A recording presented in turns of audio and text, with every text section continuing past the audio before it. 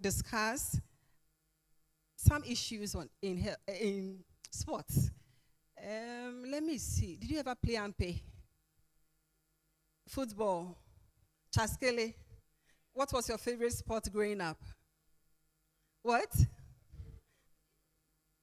Hey, that one I don't know of that one. What else? Okay, so today we are going to discuss very interesting topics around health, around sports. Because I'm in health, I keep saying health. So around sports. But before we do so, we have a very distinguished person who is going to usher us before God Almighty. And he is in the person of Dr. Samuel Kofi Donko. He's a senior lecturer with SEM. Please, can I see your hand, please? Great. Please, can you move forward and lead us before God Almighty? Thank you.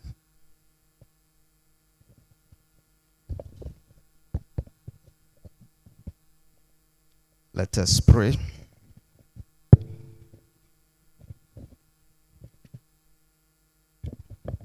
God Almighty, we are most grateful to you for this day. We are in your hands, and we commit the activities of the day to your hands. We are here as a family to discuss issues of sports. We pray committing our panelists into your hands, all the guests, all the discussants, and everybody who is here into your hands. We ask for your grace. We ask for fruitful deliberations, that in the end we shall have every cause to give you all the praise. We ask this and others through your Son, Jesus Christ our Lord, who lives and reigns with us in the unity of the Holy Spirit, God forever and ever. Amen.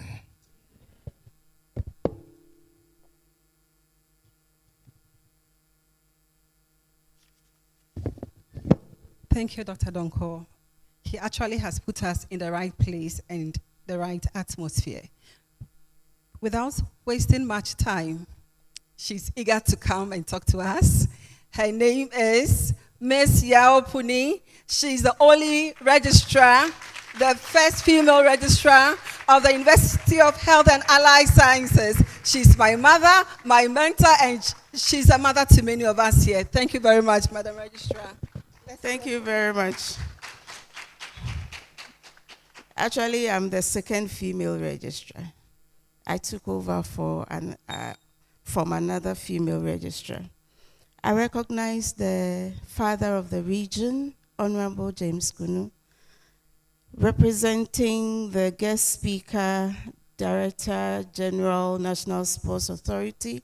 I recognize Mr. Neil Armstrong Motagwi. I hope I've got the name correct. Right. I see my Dean of the School of Allied Health Sciences, Professor Kofi Esian-Beidu. I also see the Dean of the School of Sports and Exercise Medicine, the son of the Vice Chancellor, Professor Nico Teklo. I see the HODs, faculty of both the School of Sports and Exercise Medicine and the School of Allied Health Sciences, and I acknowledge our students and other guests seated. It is a privilege as a university to be part of this dialogue that seeks to reflect on the theme harnessing healthy regional talent for global economic growth and thriving 24-hour economy, a discussion on sports, health, and nutrition. The strength of any region ultimately depends on the health and resilience of its people. Whilst talent may be natural, nurturing it requires deliberate investment. If we hope to build an economy that thrives around the clock, we must begin by safeguarding the well-being of those who fuel that economy. At the University of Health and Allied Sciences, our mandate is to train the next generation of health professionals. And the commitment lies in our innovative teaching, impactful research, and community service. It is also embedded in how we move, how we eat, how we learn, and how we develop talent. With this in mind, UHAS remains intentional about elevating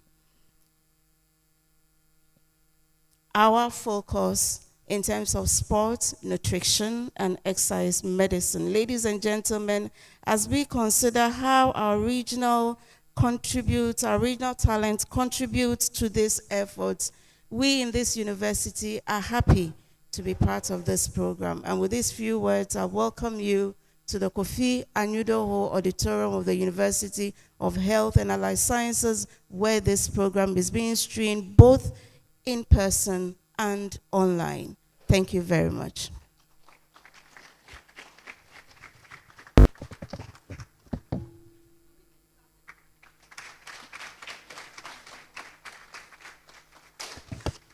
Thank you very much, Madam Registrar.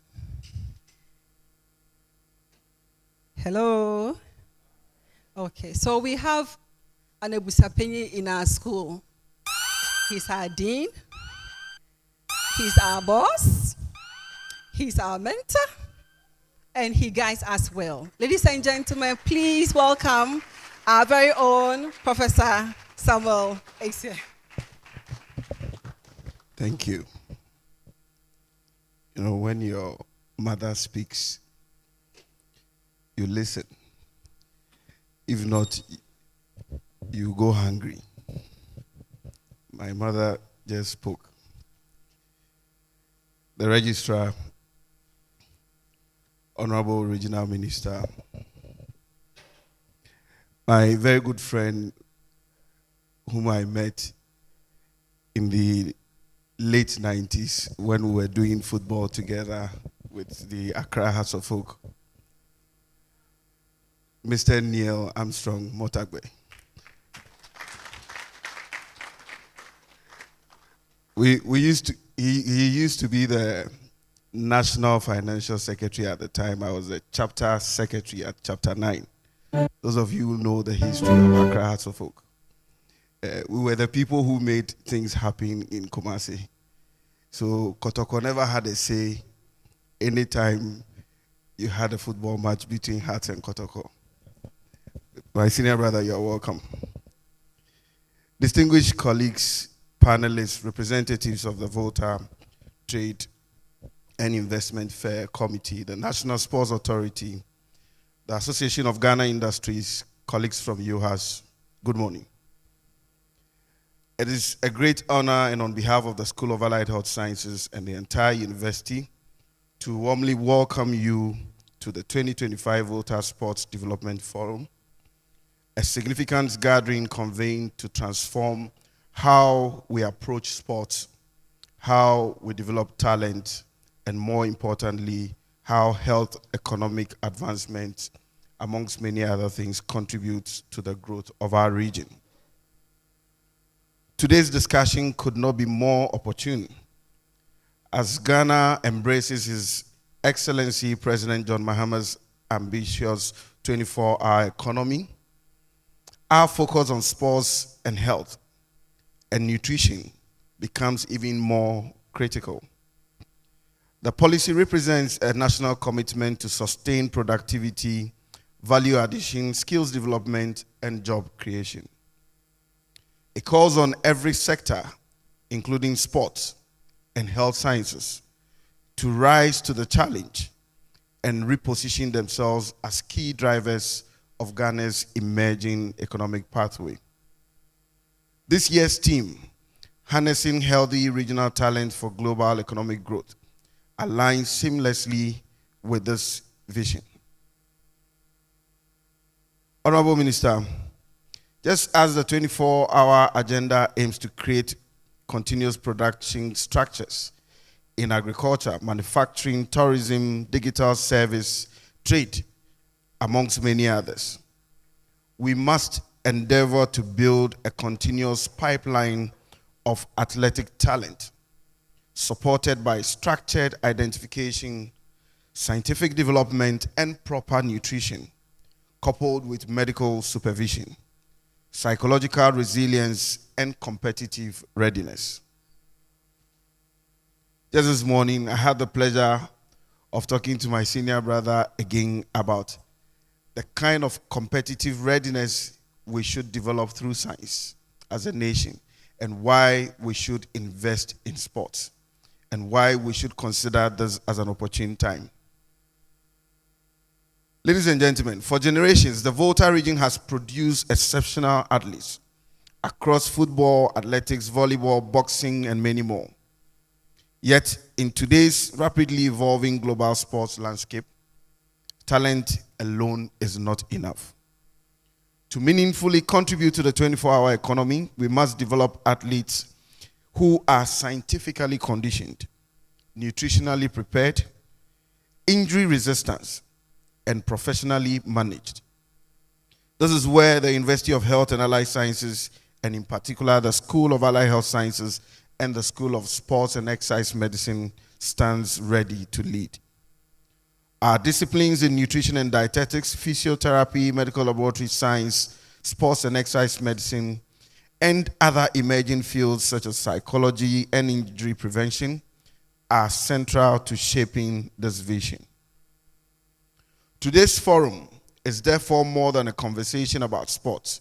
It is a strategic moment to explore how the Volta region can anchor itself within the 24-hour economy. We need to do this by establishing regional sports monitoring units at UHAS for continuous athlete assessment and scientific support. We need to do this by positioning the Volta region as a sports science and athletic development hub aligned with national priorities. We also need to do this by creating sports-related employment opportunities in nutrition services, physiotherapy, sports medicine, sports tourism, and sports entrepreneurship. To our distinguished panelists, the dietitian, the physiotherapist, representatives from the National Sports Authority, your contributions today would be invaluable in charting a future where sport serves not only as a recreation, but as a meaningful pillar of Ghana's economic expansion. Honorable Minister, we acknowledge your unwavering advocacy and support for the region and your contribution to sports, as is evidenced this morning by making time to join us on this August occasion. Madam Registrar, we extend our appreciation to you and the university management for your visionary leadership in positioning UHAS as an institution ready to support both regional and national productivity goals. Distinguished guests, ladies and gentlemen, the conversation would engage in today will challenge us to rethink the intersection of sports, science, and economic development. They will compel us to consider sustainability, the business dimension of talent, the systems required to meaningfully integrate into the 24-hour economy, where potential young people can be groomed and harnessed to contribute to the growth of our nation.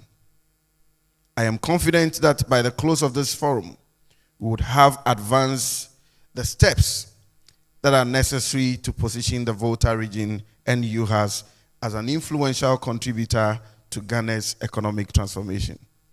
Once again, on behalf of the School of Allied Health Sciences, I warmly welcome all of you, and we're privileged to host this important event and look forward to productive discussions and meaningful partnerships. Thank you.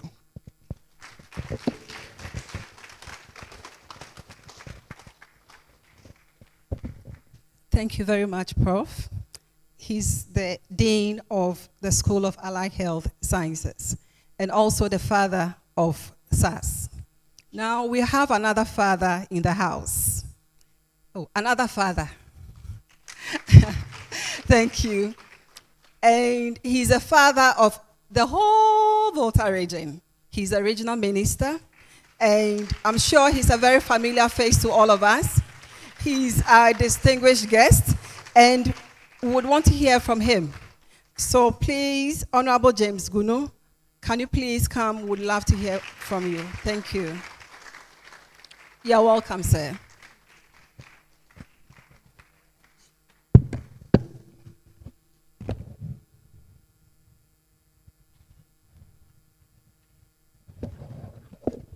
Thank you very much, our Lady MC, distinguished panelists, representatives of the National Sports Authority. I acknowledge the registrar and the dean of students of our only premier university, University of Health and Allied Sciences, the chairman of AGI, distinguished invited guests, students, ladies and gentlemen. Good morning. It is a privilege to join you at this year's Volta Fair Sports Development Forum, a platform that has quickly become one of the most important conversations on our region's development calendar. The theme, nurturing local talent for global impact, could not be more timely, especially as Ghana seeks to build a stronger, competitive, inclusive sports ecosystem. Let me begin by acknowledging our distinguished contributed here this morning. Mr. Yawampofo Ankra, who is being represented over here.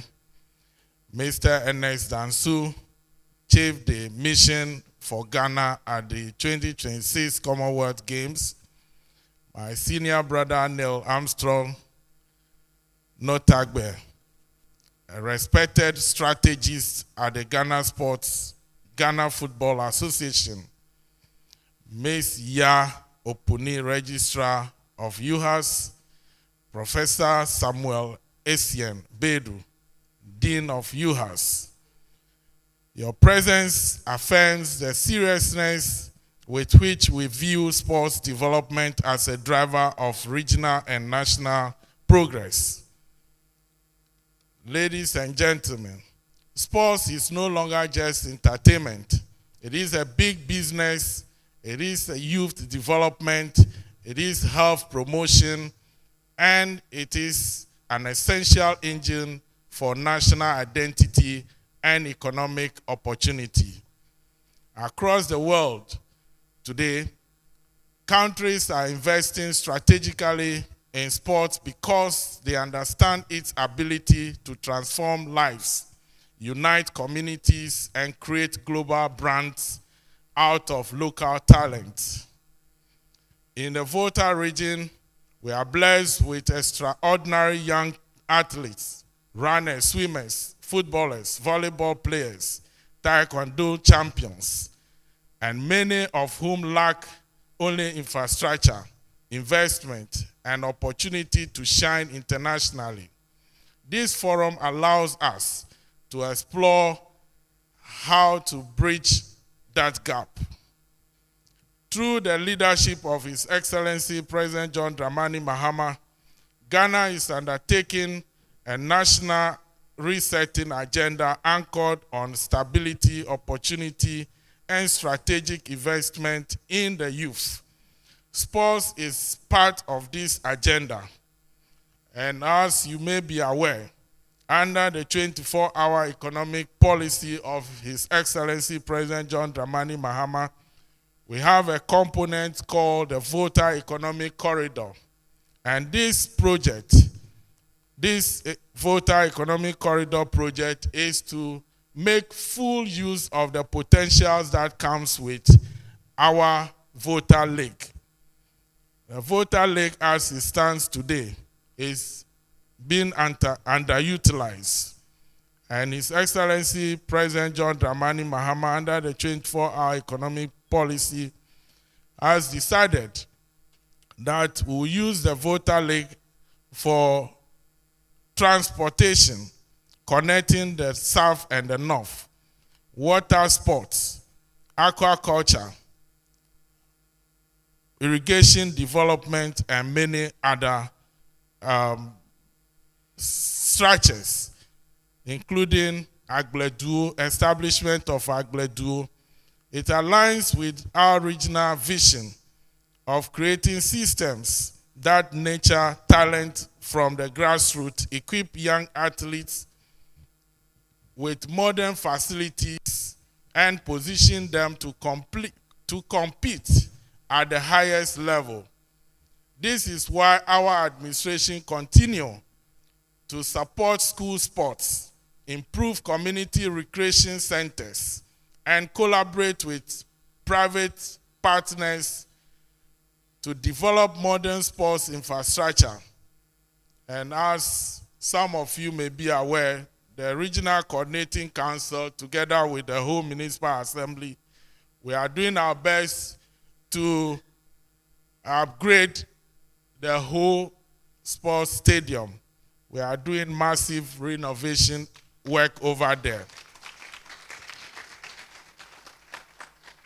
The Volta region must not only participate in national tournaments, we must dominate them.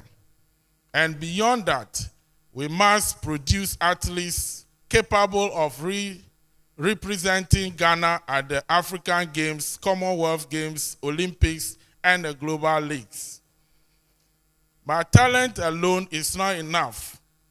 We need one, clear development pathways from school to professional level. 2, strong partnership between government, universities, sports associations, and the private sector. 3, investment in coaching, sports science, and athletes' welfare. 4, national and regional systems that recognize sports as a tool for development and not an afterthought. Today's panel brings the right expertise to guide this conversation, and I encourage everyone, especially our young people over here, to listen, ask the relevant questions, and take advantage of the opportunities this forum provides. To the organizers of the Volta Fair, I applaud your vision by adding a sports development forum to the fair. You recognize that regional transformation is holistic. It includes tourism, business, agriculture, culture, and importantly, sports. Let us continue working together to build a Volta region where talent is discovered early, nurtured effectively, and celebrated globally. The next international star may be sitting right here with us today, waiting for the right environment to rise.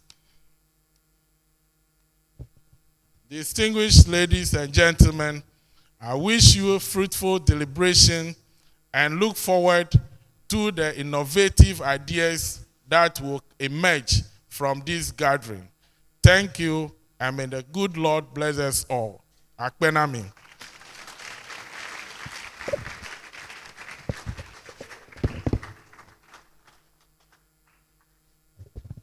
Akpe Kakaaka. Thank you very much, Honorable Minister. We also would want to acknowledge the presence of Mr. Dela Gajaku. Mr. Dela Gajaku, can you please wave? Great. Thank you very much. He's a regional chair for Volta OT for the Association of Ghana Industries, and he's been very instrumental in our activity and also the fair that is ongoing within this period. We also have special guests who are actually also either visiting us for the very first time or have also just walked in. Please, we will acknowledge you in due course. but would want to just quickly find out. Did you hear someone maybe the next international star by you? Please, take the contact to, take the contact. So at this point, I want us to do this. Turn to the next person and tell them which sport would you excel in if you had the right coach and sponsorship. Even if your answer is bench warming, say it boldly. For me, I'm sure I would have been probably a basketball star. Or probably an unpaid star.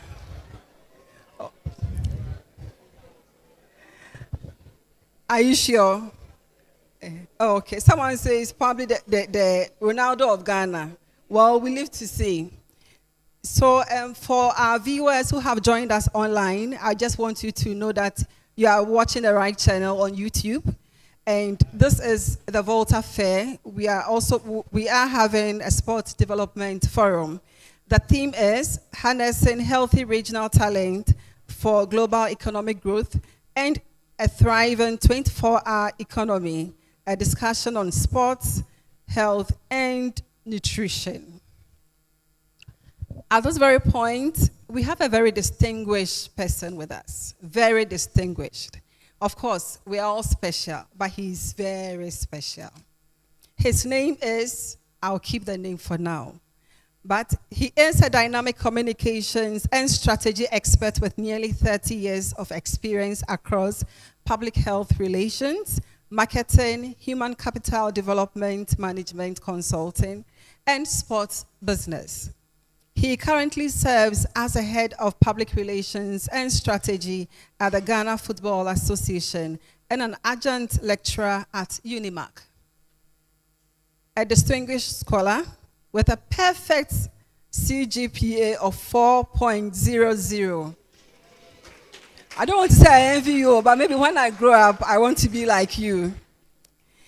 And also, that is his master's in arts and strategic public relations management. He also holds an LLB from GIMPA. In fact, Onyini Paketwa. He holds an LLB from GIMPA and a BSc in biochemistry from the University of Ghana. His career includes senior roles with organizations such as Unilever, Maersk, FIFA, Joy FM, Multimedia Broadcasting, and Accra Hearts of Oak. He is the founder of Krypton Global and Sport Empower and continues to make impact in communities through strategic leadership, mentorship, and capacity building initiatives. Ladies and gentlemen, I'm sure you all bear with me that he deserves a round of applause and a standing ovation for his accomplishment. So please welcome Honorable Mr. Neil Armstrong Motagbe. Sir, please, we want to hear from you. He's going to he's a special guest speaker and he has something to tell us. Thank you very, very much. When she was reading the thing, it was sounding like some essay. And then she went and brought this CGPA matter, which has created some challenges for some of us. You know, when I went to do the Master of Arts, I was, let's call it a senior citizen, just a few years ago. And when the results came out, a friend of mine called me and said, "Why didn't you leave the overall best to the younger ones?" I said, I didn't plan it. It happened by God's grace. Thank you very much for your kind words. And I'm not one that stands too much on protocol, but Honorable Minister, I acknowledge you. Honorable Registrar, my brother from Phobia days, Dela, who's dragged me here 3 times now in the last 4 or 5 years. And good morning to everyone. Our MC earlier asked whether we've all eaten. I don't want to assume. Have we all eaten? Some are hungry. That's why sometimes the good morning is a bit slow. But I assure you by the mercies of God that this is the Volta region. We are celebrating Volta. Let's go beyond the hunger. And hopefully afterwards, the organizers will do us nice.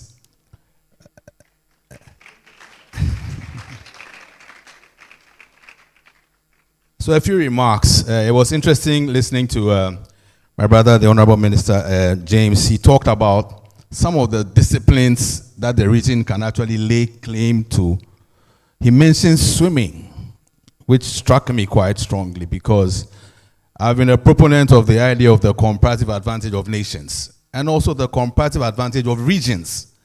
So what's the comparative advantage of the Volta region since we are here? So many water bodies. You've got these young boys around the Adomi Bridge. They dive down there and pick oysters from the riverbed. And we don't have a champion deep diving person from Ghana. You've got water bodies from all the way from Aflao to Axim. And we never produced a world champion in swimming. This theme for this event, for me, is not just words. Because I had a boss in Unilever who said words are words and promises are promises. We make them all the time. And when we fail to keep the promises, we explain. Explanations are explanations. But performance is the only reality.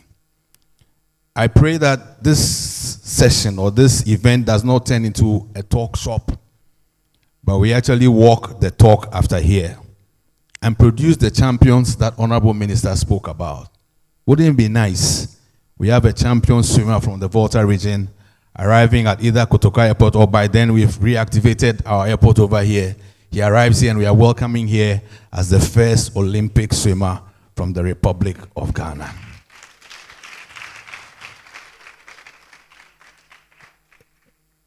So it's an honor to be here. And I guess many of us are students and quite a number are workers, and there are a few sports people over here. Some of the things I wrote down here have been spoken about already, so I'm not going to repeat them. But we need to discuss the things that we've decided to discuss in this forum. Sports, health, food. And this is a region that is known for its own food culture, isn't it? If you doubt that, ask anybody who has tried to skip a meal of akpele and abobitadi. We will tell you that nutrition is not just science, it is heritage. What's the Volta advantage as we talk about harnessing talent? The region has produced exceptional talent. Honorable spoke about it.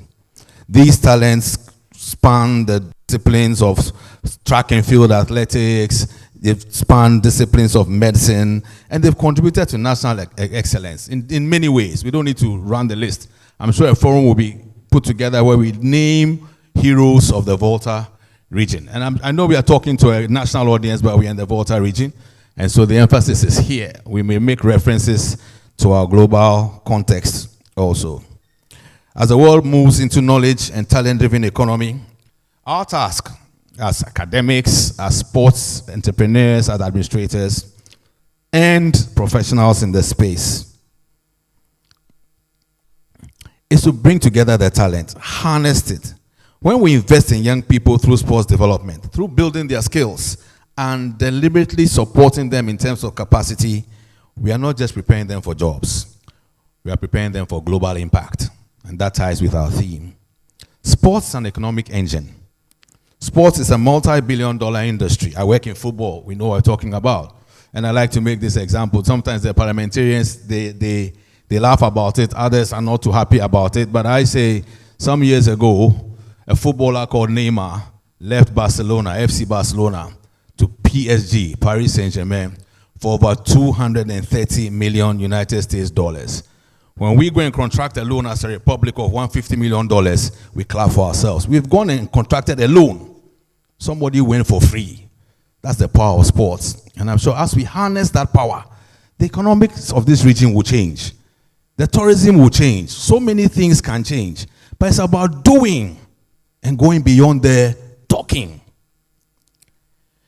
A thriving sports economy will contribute directly to our president's 24-hour economy vision.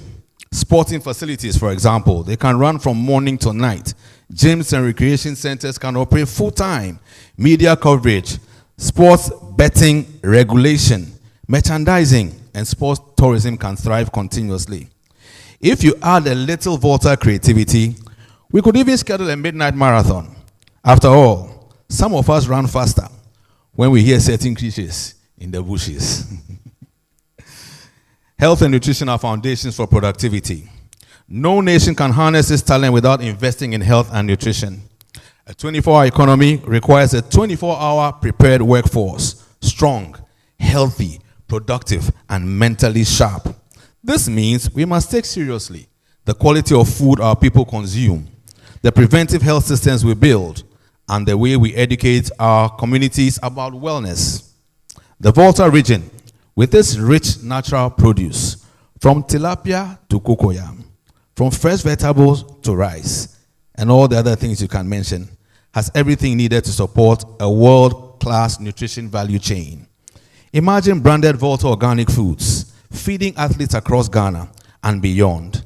Imagine health and wellness, tourism in our serene landscapes. This is not a fantasy, it's an opportunity. An opportunity favors the prepared mind. Global economic starts from the local context. If Ghana wants to be competitive globally, our regions must become engines of innovation. By aligning sports development with health and nutrition, we unlock a powerful ecosystem. Healthy, well-nourished young people perform better in sports and academics. And you won't need to lament how in some parts of Ghana, a lot of the spaces that were designated for sports are being broken down and malls are being raised. For me, it's no wonder that many a time we lament the death in our sporting talents. How do we produce the talent when the spaces we are supposed to use to prepare them or develop them are being turned into shopping malls? We need to be deliberate about keeping the spaces for sports. A thriving regional economy also supports Ghana's larger ambition for sustainable round-the-clock productivity. This is how a nation moves, from regional talent to national competence and ultimately to global relevance. As I conclude, it is my hope and prayer that as we engage today, let us do so boldly. Let us dream new dreams for the Volta region and Ghana. Let us imagine a future where our athletes dominate world stages, where our local foods nourish global champions, and where our talent drives economic growth every hour of the day. And if we ever doubt what the Volta region can achieve, let's remember, this is the same region where even the landscapes teach discipline. Just climb Mount Gemi at my mother's Amajohwe, or climb Afwajato, and you will understand that success requires effort, focus, and very good lungs. I thank you for your attention, and may today's discussions light a path towards a healthier, stronger, more prosperous Volta region, and by extension, more prosperous Republic of Ghana. Thank you very much. Akpana mikaka. I come from Anyako VR. Thank you very much. Akpena kakaka. Can we clap for him again? Okay, so my eyes saw right. Ladies and gentlemen, I invite our guests, special people. Please, behind us, we have our very own, our own Professor Wan, the Vice Chancellor of the University of Health and Allied Sciences. Thank you, Prof. VC. We love having you with us, and she's always so supportive, and we are very grateful. Thank you. So Mr. Neil Armstrong mentioned that performance is the only reality. And another phrase hit me so hard. This is not fantasy, but opportunity. Please, with these thoughts, we would want to take a short break and take a picture with our Vice Chancellor and our guest and the regional minister whilst we set up for the next exciting moment.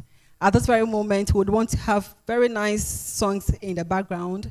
And please, would we take the picture here? Yeah. Okay. So, Prof. VC, please come. Honorable Regional Minister, please, all our special guests, kindly come forward. And we'll be behind them and we'll take the picture, please. Thank you. Please, lecturers, yes, partners from the whole teaching hospital.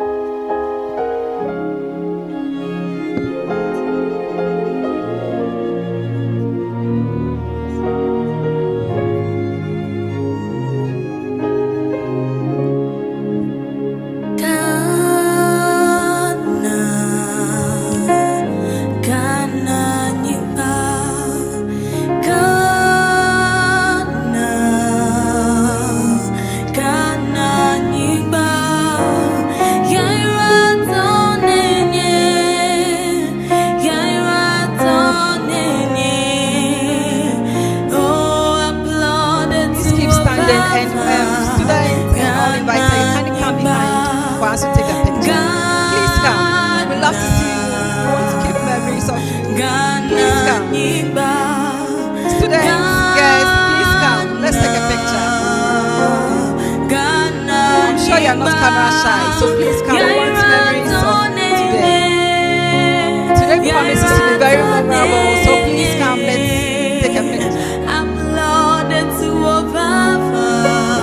Whilst we come and stand here, we would want to acknowledge the presence of some few guests. We have Madam Filipina Frimpong.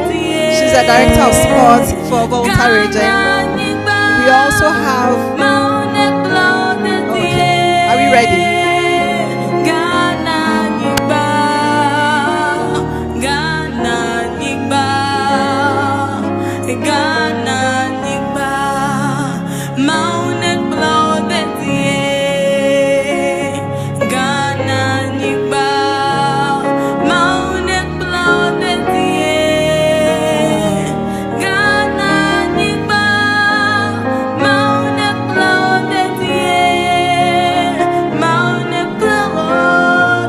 Very much. Let's kindly take our seats. Let's kindly take our seats.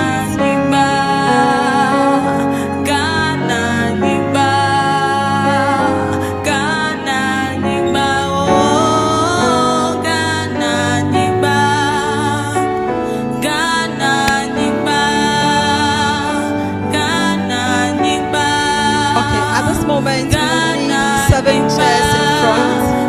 So we'll kindly 7 or let's say 7 strong men. Any volunteer? Men. So it's not equality here. We'll bring it forward for us to have an interesting panel discussion. So this one, not equality. It's strong. Please don't speak.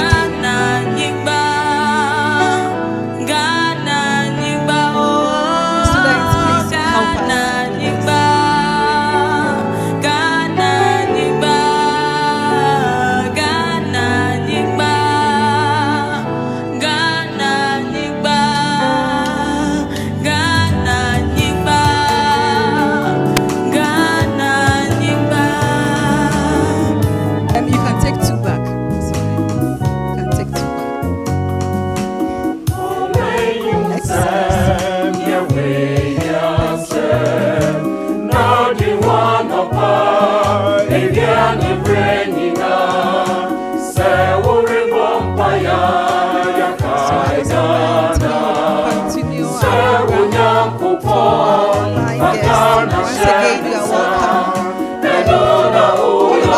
We are trying on YouTube, and I want to call my dad and say, hey, I'm on YouTube. I'm sure you may want to share the link as well. So at this very moment, we will just take about 10 seconds whilst we set up. About 10 seconds, kindly share the link, the YouTube link, the UHAS TV link with your friends and family for them to join. We are going to have an interesting discussion, so I'm sure you would want to tell them. Now, we want to have a detailed discussion. We've heard from our experts, would want to have a detailed discussion, and to do this, we have an esteemed lady. Before Miss Filipina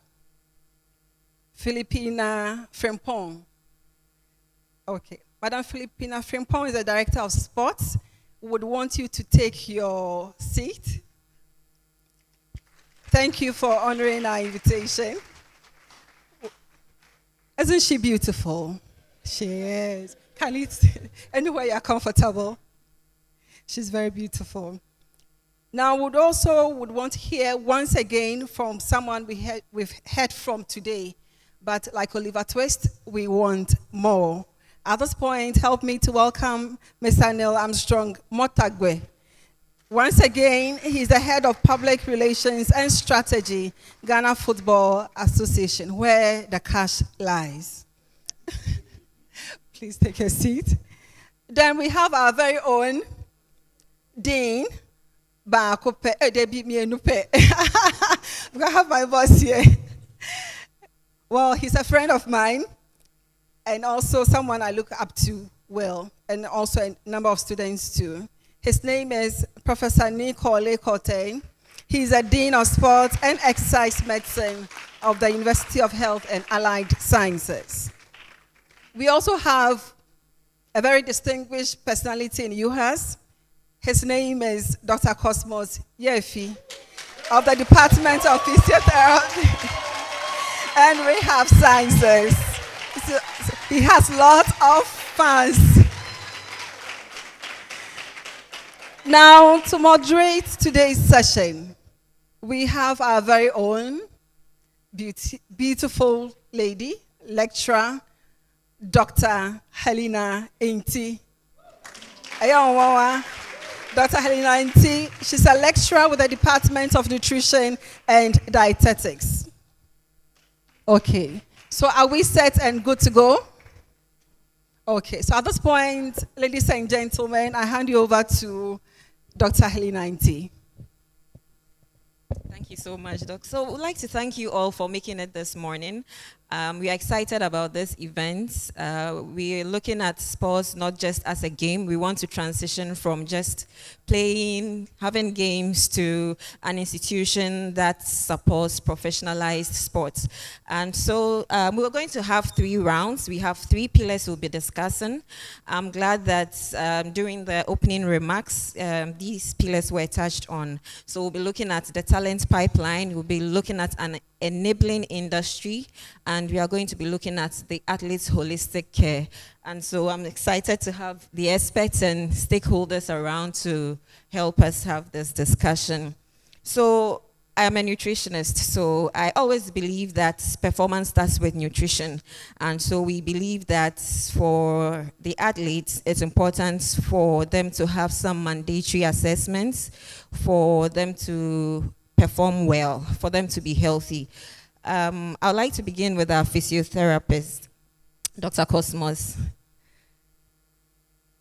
So we've heard about injuries among athletes, and we would like to know, many people would like to know, we are trying to develop talent in the Volta region. What are some of the preventable injuries that we normally see, and how can we address these? Okay, thank you so much for the question. Yeah, so from the point of physiotherapy, most of the preventable injuries that most athletes have, they are due to overuse injuries. And most of them are coming from the stress injuries or stress fractures, strains, groin injury, and then sprain. Yeah, so these are some of the common injuries that, most athletes report with. And for prevention, most of these injuries can be prevented if there is adequate, warm-up and then adequate pre-season before some of these athletes are involved in most of the competitive sporting activities. Thank you. Thank you for that. So I believe so much in teamwork. I think that is something that we are not doing in our sports fraternity in terms of expertise. So for the physiotherapist, how do you collaborate with the nutritionists, with schools, with other aspects so that we can have a long-term development of the young athletes? Yeah, so thank you for the question. Yeah, so if you look at, we have the multidisciplinary team care approach. Yeah, so I talk about the preseason, how to be able to make sure that these athletes, they train them very well before the season starts. And as you rightly mentioned, teamwork is also very, very important. Yeah, so if I identify an athlete that needs some modification of training, yeah, so there should be the collaboration between the coaches, collaboration between the dietitian and the nutritionist. Yeah, for instance, these athletes are involved in a very competitive action. And for instance, if I identify that these athletes needs, high energy in order to be able to recover and to be involved in a competitive activity. So I need to be able to liaise with the dietitian so that we can be able to increase the high protein or the high carbohydrate diet for these athletes. And then for the coaches as well, we need to liaise with them so that we will also be able to know modifications that needs to be done to these the training needs of these athletes. Yes, and how do we also make sure that the athletes are also well prepared before they get into the competitive sports? So an athlete who has just been injured, and then we are preparing this person to get into sport. Yeah, so there needs to be a collaboration between the coaches and then all the healthcare professionals involved in taking care of the athlete, so that we can be able to know at what point we need to let this athlete get into competitive sports, the kind of food or nutrition that this person needs. And then even the psychological makeup. Yeah, so I mean, psychologically or mentally, these athletes also need to be prepared before we can be able to throw them back to sports. Thank you. Right. Very important that we integrate all of these aspects in sports development, particularly in the Volta region, as we think about developing the young talent.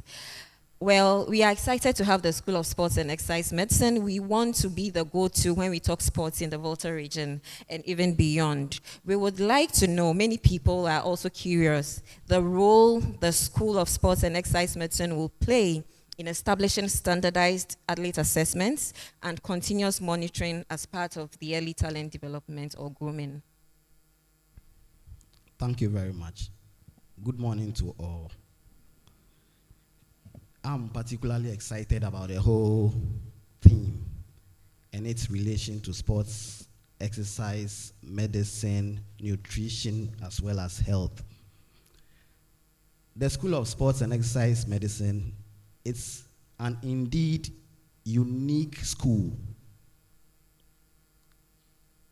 Its role is to produce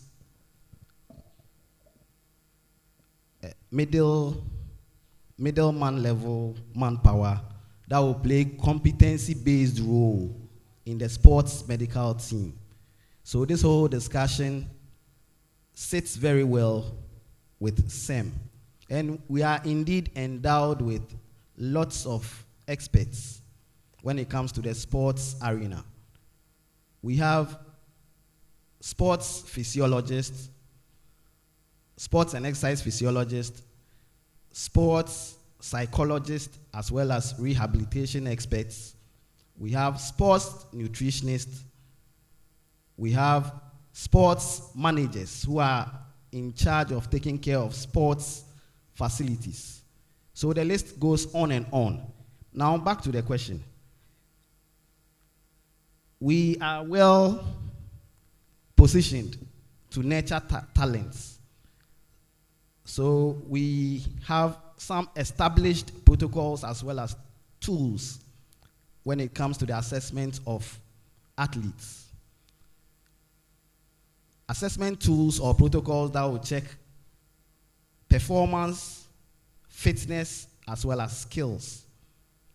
Again, we have protocols that will set benchmarks that would enable us to compare performance and make comparisons to the standards, be it gold standard, silver standard, what have you, it is still standard.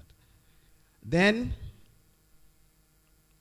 having said that, there is the need for us to monitor progression. So therefore, there is the need for us to constantly check these assessments to see if the athlete or the talent is making some progress or not. Then we'll be able to make an informed choice. From the same third point, some level of data can be generated which will indeed be used for research. Research is evidence-based. So therefore, data collection is very key in this whole process. For now, thank you very much. Thank you, Dean. We are looking forward to the School of Sports and Exercise Medicine leading this course. We have also been having discussions regarding our partnerships with the National Sports Authority. We would like to know how the NSA envisions strengthening the scouting systems for a structured long-term development model.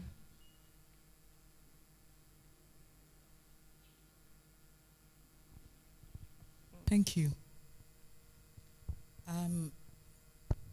Talent identification takes many forms, and it depends on the discipline or the sport discipline and how they train their scouts or coaches to spot talent. And so it is important that you start with the national federation and their requirements. You find out which coaches they have who have been trained to spot talent. And then you deploy them. Now you have to, it can be done during school sports or even community sports. But some sports or event or game need to be going on for someone to be able to identify a child who has a potential. Now with the physio and nutrition and all of these things, it must all be targeted towards that particular discipline and its requirements. Now, in the Volta region, for example, I was happy when my big boss, Neil, spoke about competitive advantage. We have competitive advantage in handball, volleyball, basketball, and athletics. And even athletics, it's the middle distance that Voltarians are known to do well in. Although there's one particular one, Mr. Mike Ahe, who is an Olympic medalist, but he was training in Accra at the time. But those who have come out of this region, like Adupo, like Prosper, like Azamati, like Gadeyi, they have all lived, some of them have practiced outside of the region and were spotted outside of the region. And so if you are going to tailor nutritional needs, we need to develop the talent from this region. We need to look at these competitive areas that we do well. Basketball, handball, volleyball. And then now you can now decide what goes into the physiology of that. Then you can tailor all of these things. At the regional level here at the NSA, these are the areas that we want to look at. We are determined to at least raise some athletes to represent the region at international competitions. And to do that, we need to train coaches. So we have a 5-point agenda that we are pursuing. And the topmost agenda is coach preparation or training of trainers. Now, it is through this training of trainers that you'll be able to help the coach to be able to identify a talent. And when that talent is identified, then by then the structures, we don't know about the national structures, but we want to set structures in the region that can aid us in developing these athletes. Thank you. Thank you for that. So the Dean of Sports and Exercise Medicine talked about what the school is doing to build capacity and empower. There are courses that have been discussed to support these talents. And so we are hoping that going forward there would be communications and proper partnerships so that we can look at how we can progress in this institutional scaffolding. We are open to this. In fact, we are planning a dialogue series where we will engage with stakeholders. The first one is likely to happen in January, and it will involve the regional associations, your school, the education services, the VRCC, the assemblies, and because the work will be done at that level, and you need their buy-in. So we are open to partnerships, and eventually our partnership request will come to you when we are ready. Thank you. Thank you. So when we talk about sports, particularly football, which seems to be the popular sports, everyone is talking GFA, and my able colleague mentioned money when he called Mr. Armstrong. So we are also curious about how the GFA would strengthen structured talent identification and long-term athlete tracking in regions like Volta, and what strategic role the institutions like UHAS, the School of Sports and Exercise Medicine, the School of Allied Health Sciences, the role we can play in supporting the pipeline? Thank you for for the question. And I see you talked about teamwork earlier on, but just maybe a quick disclaimer. This whole aura of the GFA, where the money and whatever is, football is true that it's a multi-billion-dollar industry, but the money percolates in different sectors, not necessarily at the Ghana Football Association. I just need to make that context clear before, as I'm going out, the people are coming to take offering. I don't want trouble this morning. So back to the question. We're talking about the talent identification pipeline and how the GFA can collaborate with UHAS and indeed any other such institutions, but we are talking UHAS here. The GFA has a talent development scheme. We are implementing it in conjunction with FIFA, the Federation of International Football Associations. What we do is we have a team of scouts throughout every region in Ghana. We still run the 10 regions that were in place before the 16. So in each of those 10, we call them football administrative regions. We've got scouts. The scouts look for the best talent in the region. So for the Volta region, there are scouts. They find those scouts and then direct them to centers of excellence. For now, there are 3 centers of excellence in Ghana. There's one in the north, there's one in the Mid-Ashanti region, and there's one in Accra. The target is to have one in every region, and we are doing it in conjunction with the Ghana Education Service. So for example, when a player or a footballer is scouted, and this is for both boys and girls, not only boys. When you are scouted in your region, we identify a school in the region who have a strong sports tradition.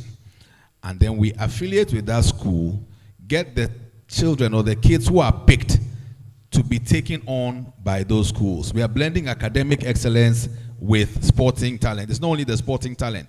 Time was where there were some schools, I'll not mention names because there's a lot of rivalry among secondary schools here, but there are some schools who would actively go out and scout for players and then place them in the school. And those schools were always doing well in football. If I mention 2 of the names of those schools, by the time I'm getting to the Tema motorway barrier, there'll be people waiting for me, so I'll not mention their names. But as we speak to a national audience, they know themselves. Back to what we can do in the Volta region. As we identify the talents, we then collaborate with UHAS through, and one of the challenges I find, or we found in the GFA with a lot of clubs is where not too much emphasis is placed, for example, on nutrition.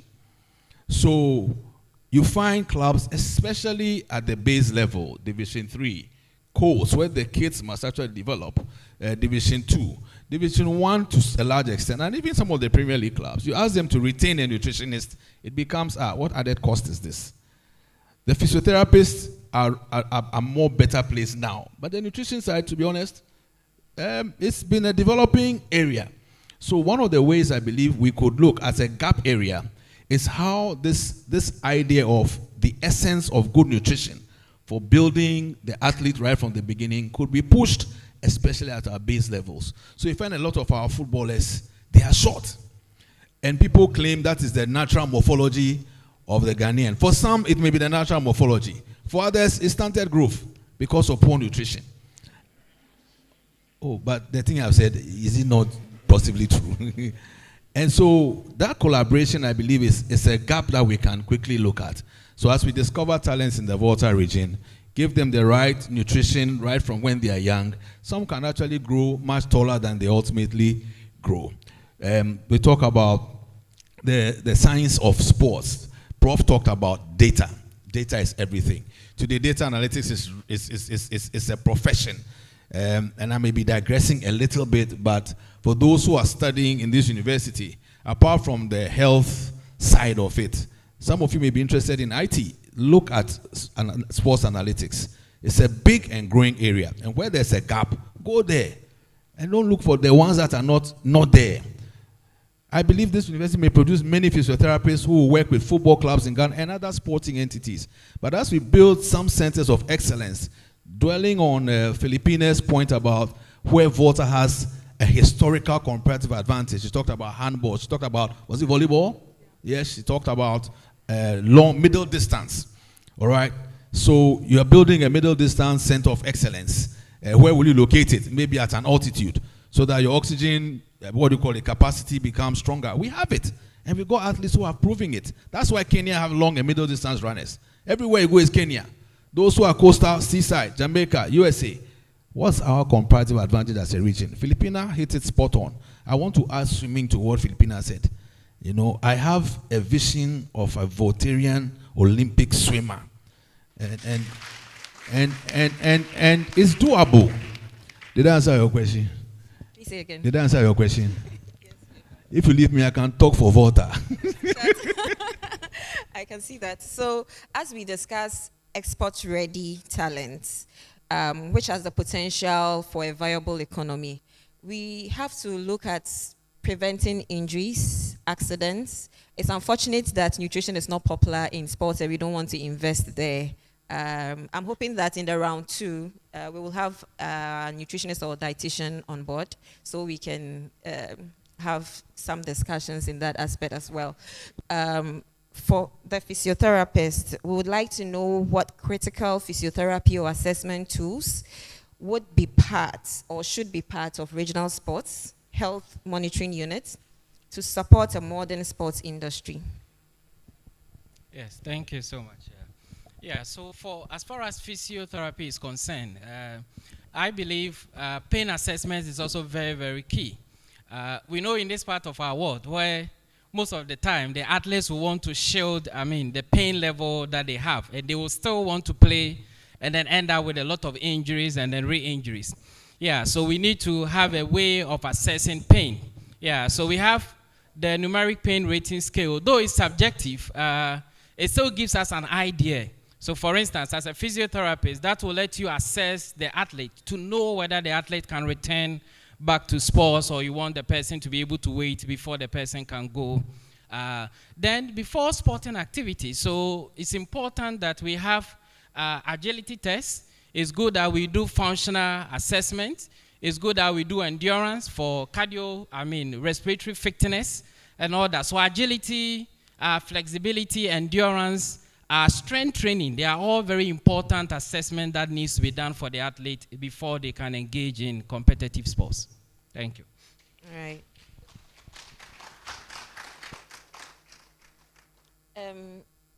Prof. Kosei, we can see already that the game is coming to our home.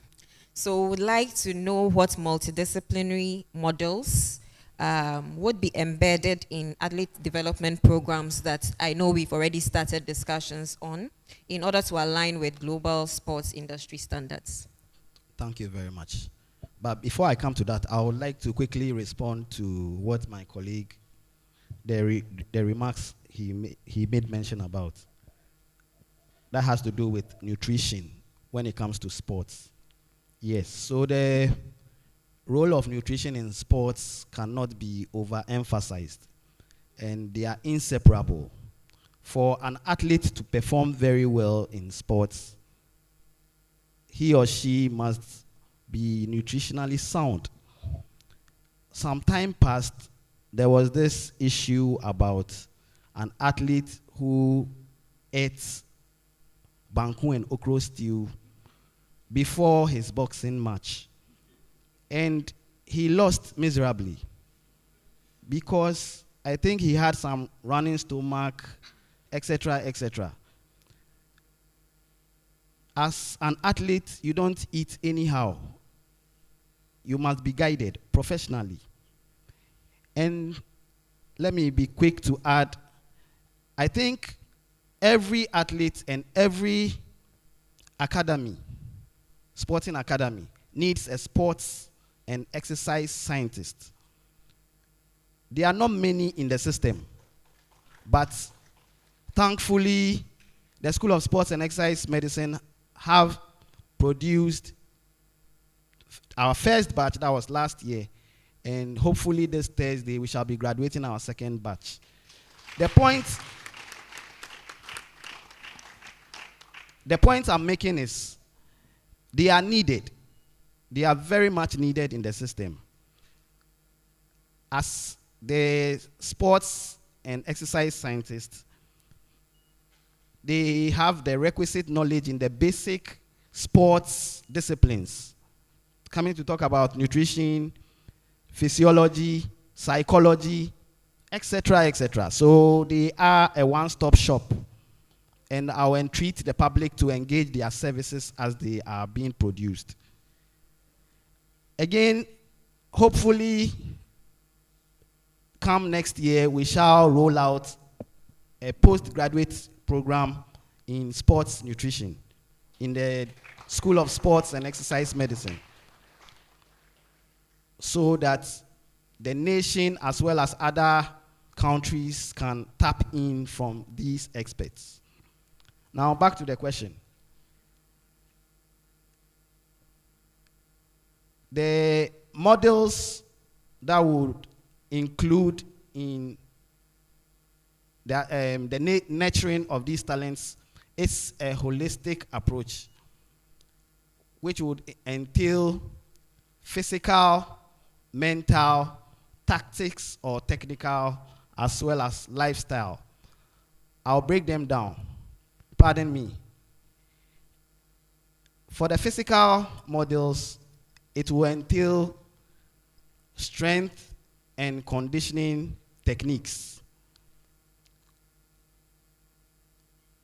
while the other model will entail injury prevention and management. For the mental, which is very important because the athlete has to be mentally psyched and mentally prepared for any sporting activity. So that will also include some models that will encompass focusing, attention, span, determination, etc. So the brain has to be in tandem or in consonance with the body. Then another important module would include lifestyle, which will include meal planning and nutrition planning. It is very important to know what food to eat that will release energy for use at a particular time. There are some foods called glycemic index foods that release energy for your use. So if you're an athlete and you go and eat a food with a low glycemic index, at the point where you need most of the energy from the food to power your muscles, they are nowhere to be found because they are locked up in the food. So there is therefore the need for us to carefully eat before any sporting activity. Then comes, under the lifestyle, then comes stress management. Most of our athletes are stressed up. There is the need for them to manage stress, sleep properly, and relax. Most of their activities have been carried forward, so they are not mentally prepared as they go in for their sporting activity or game. Then the last one has to do with techniques, certain technical techniques that shall be included in a model, such as playback of previous games, as well as other technical models. Thank you very much. All right, thank you for sharing that. So in order to have this professionalized system, in order to have it established, we need strong policies. And so we would like to know from the National Sports Authority what policy reforms or governance structures the NSA is prioritizing to professionalize sports in the Volta region. Thank you. At the national level, we have the National Sports Policy, which is waiting to be launched, and it covers all the areas. It was started in 2022 and has been done according to international benchmarks, so meets the international benchmarks out there. It will be launched and it will spell out everything. We covered nutrition, we covered physiotherapy, we've covered psychiatry, we covered talent identification and everything. But at the regional level, we are not in any position to enact policies, but we can have frameworks and structures that we can work with here. And we have already set that in place, and that's what we have named it Agenda 2028, Volta to the Olympics, where we are putting plans in place to ensure that even if it's just one athlete that leaves the Volta region to join a team to the Olympics in 2028, we will do that. And so, thank you. To do that is why we have the dialogue series. The dialogue series will be something like this. It will take ideas from everybody where we can now build our own. The NSA has a structure, but we cannot work alone. So we need to build a regional structure that involves every person we consider a stakeholder. We have something on a drawing board. When we meet, we put it together and then get ideas, solidify it, and pass it as something that we want to use in the Volta region to achieve our Agenda 2028. Secondly, we want to institutionalize Volta Sports Awards that will encourage more people to get involved in sports, as in coaches, athletes, and all of that, to get more people in there so that we can realize our aims. And then we want to have a group of new, or a set of new coaches. We want to have a set of new coaches. We are fortunate to have a region that has a foreign affairs minister. Oftentimes, we do not look at sports and international affairs and the benefits that can be gained out of that. Now, if a country's president comes into this country, they come with an entourage. Oftentimes, I'm not sure if they bring any sports person, but if we can get to our minister to now include that, we can actually start getting foreign-based coaches of international repute come here to start training our coaches here so that Volta can chart its own path. This is something that we are doing different from the other regions. They may catch on and start copying, but at least we would have gone ahead. Now, Neil mentioned something that was very interesting, where some coaches from different regions visit schools, inter-course competitions, and then at the basic level, then recruit these athletes and send them to their regions where they go for SHS and then start competing for the region. So this region now loses out when the athlete has hit the peak and is gaining international recognition. The region loses out on that. We have plans to revisit that and ensure that the schools here also look for the best and retain the best here and ensure that we are putting together a good team. Fortunately, the Honourable Minister has done really, really well, and would like to use this platform to say a very big thank you to him for what he's doing to the whole stadium. Whole stadium hasn't had any athletics competition in a very, very long time, a proper one, because parts of the running tracks is not in good condition.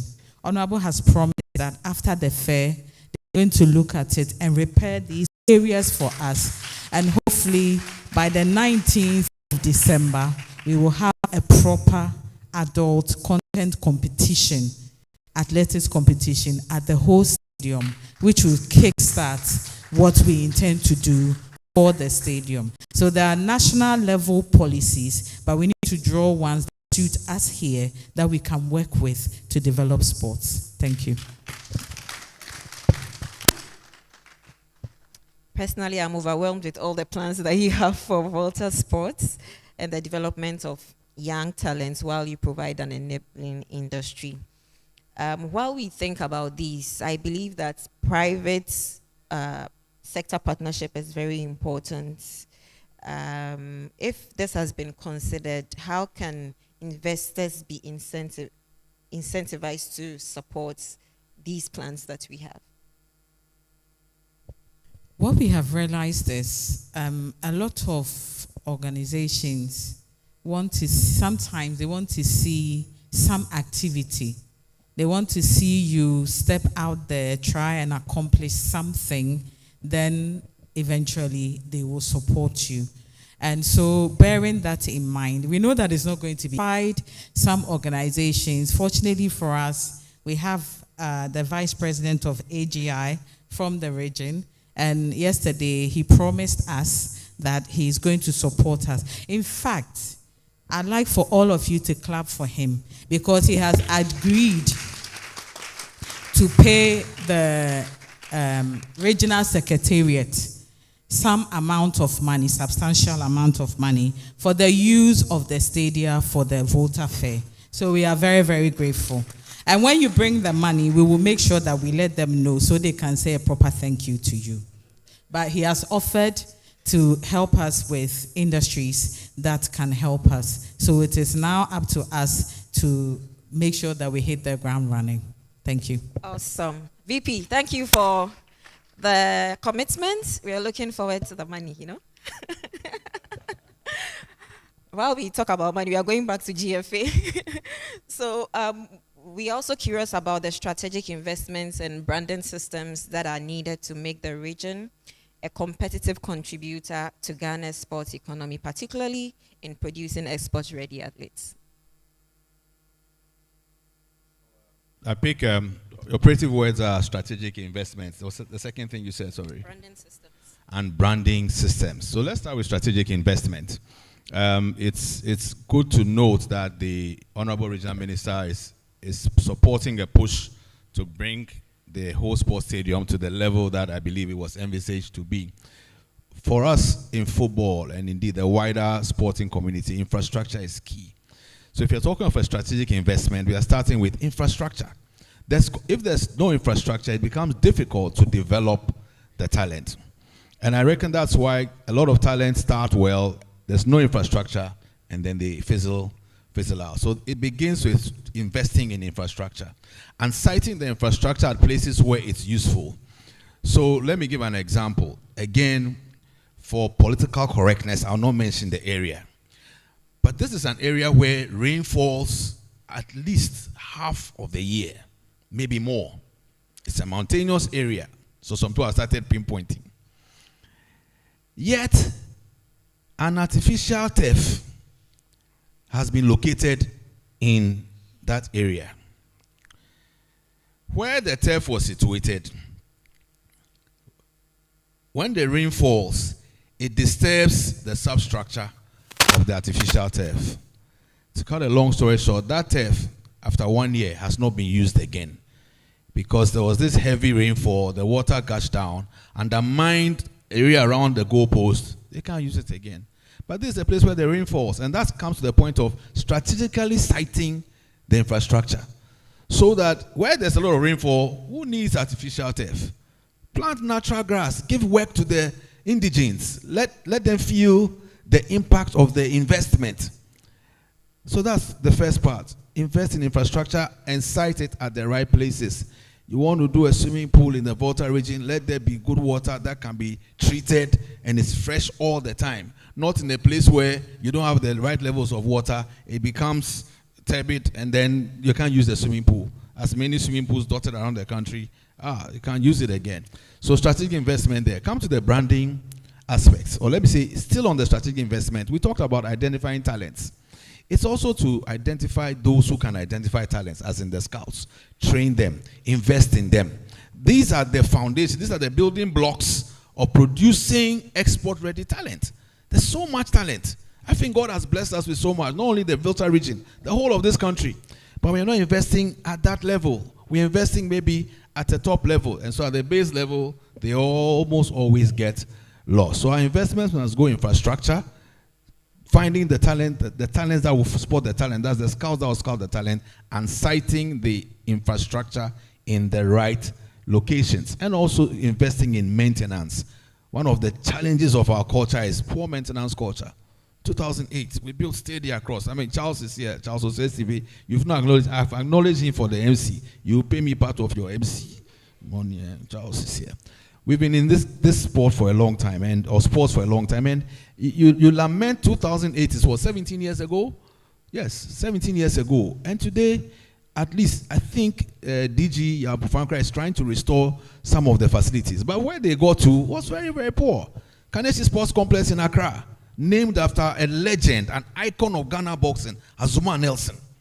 I told somebody before, and somebody says, Neil, sometimes you make these statements, but it's painful that you have an icon like Azuma Nelson, a place named after him, and the state of the place is pathetic.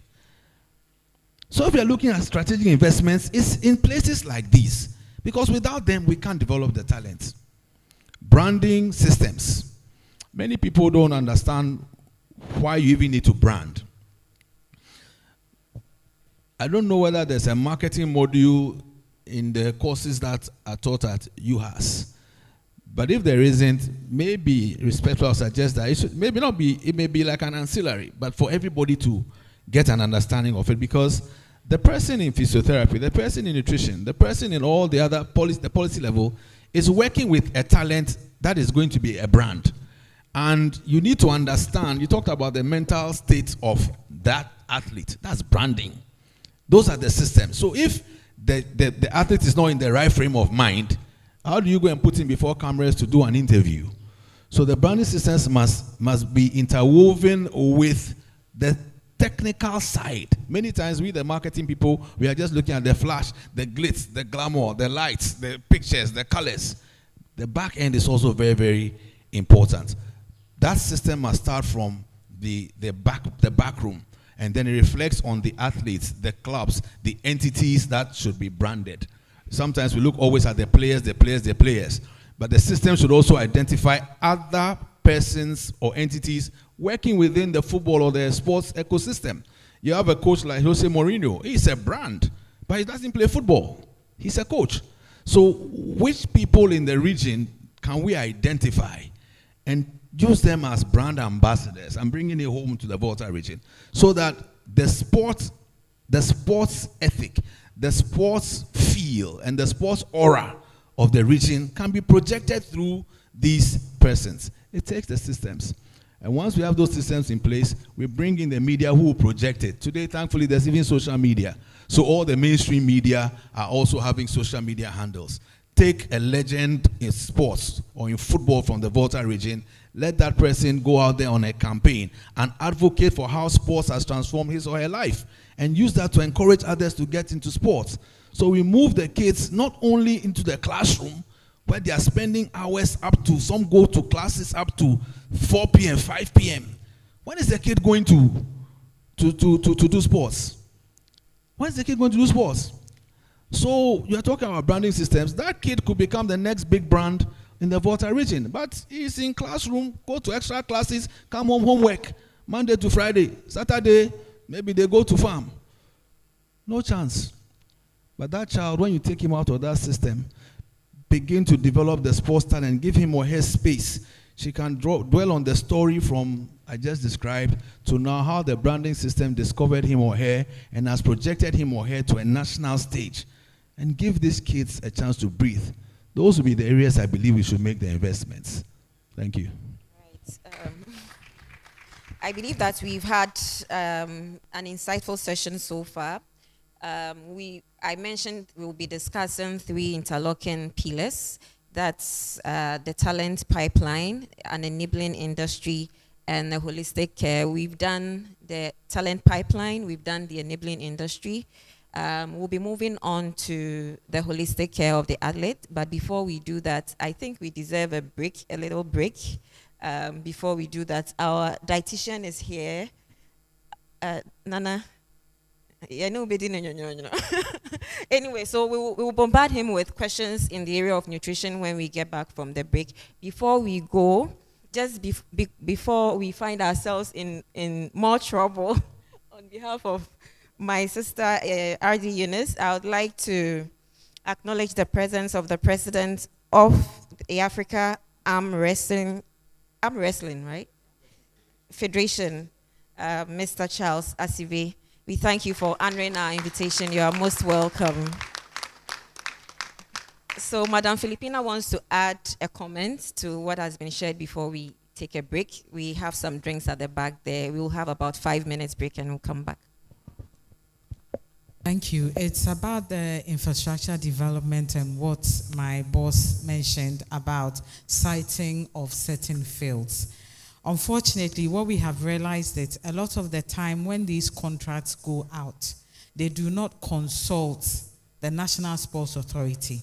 We have the national federations. The national federations know the dimensions of their courts and playing surfaces. They are the ones who can advise as to what you need to put where and how big it should be. A lot of the time, these contacts are not made, and people go out and build things. For example, the Youth Resource Center we have is not conducive for athletics development because the running track is made of concrete. And if you wear spikes and you run on that, you are risking an injury. And so it will be very advantageous for the region. And I know the minister has heard this. We've spoken about it, and I'm sure he will do right by us that when it gets to the state where the place is being constructed again into a proper stadium, at least the right people should be contacted, should give the right dimensions and materials that need to be used to ensure that there's longevity of what is produced. Thank you. Thank you so much. So at this point, we would like to take our 5 minutes break. I think our MC will take over and we'll come back when it's time.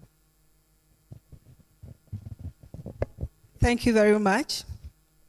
Since this is a sports activity and discussion, and we are all tired, we would want to invite Dr. Yafi. I'm putting him on the spot to give us some stretching exercises. Can we please be on our feet? We want to practicalize what we are discussing. Thank you. Yeah, Eunice, I didn't see that coming. Okay, so we can start with some breathing exercises. Can we breathe in by standing on our toes? Breathe in, in, then out. And breathe in, then out. Then the last one, breathe in, out. Okay, so can we make sure that you are not hitting your colleague, so that we don't create any fight here. Okay, we are doing 10 times.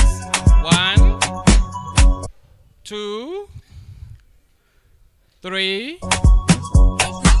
4, 5, 6, 7, 8, 9, and the last one, 10. Oh, thank you. We can start out.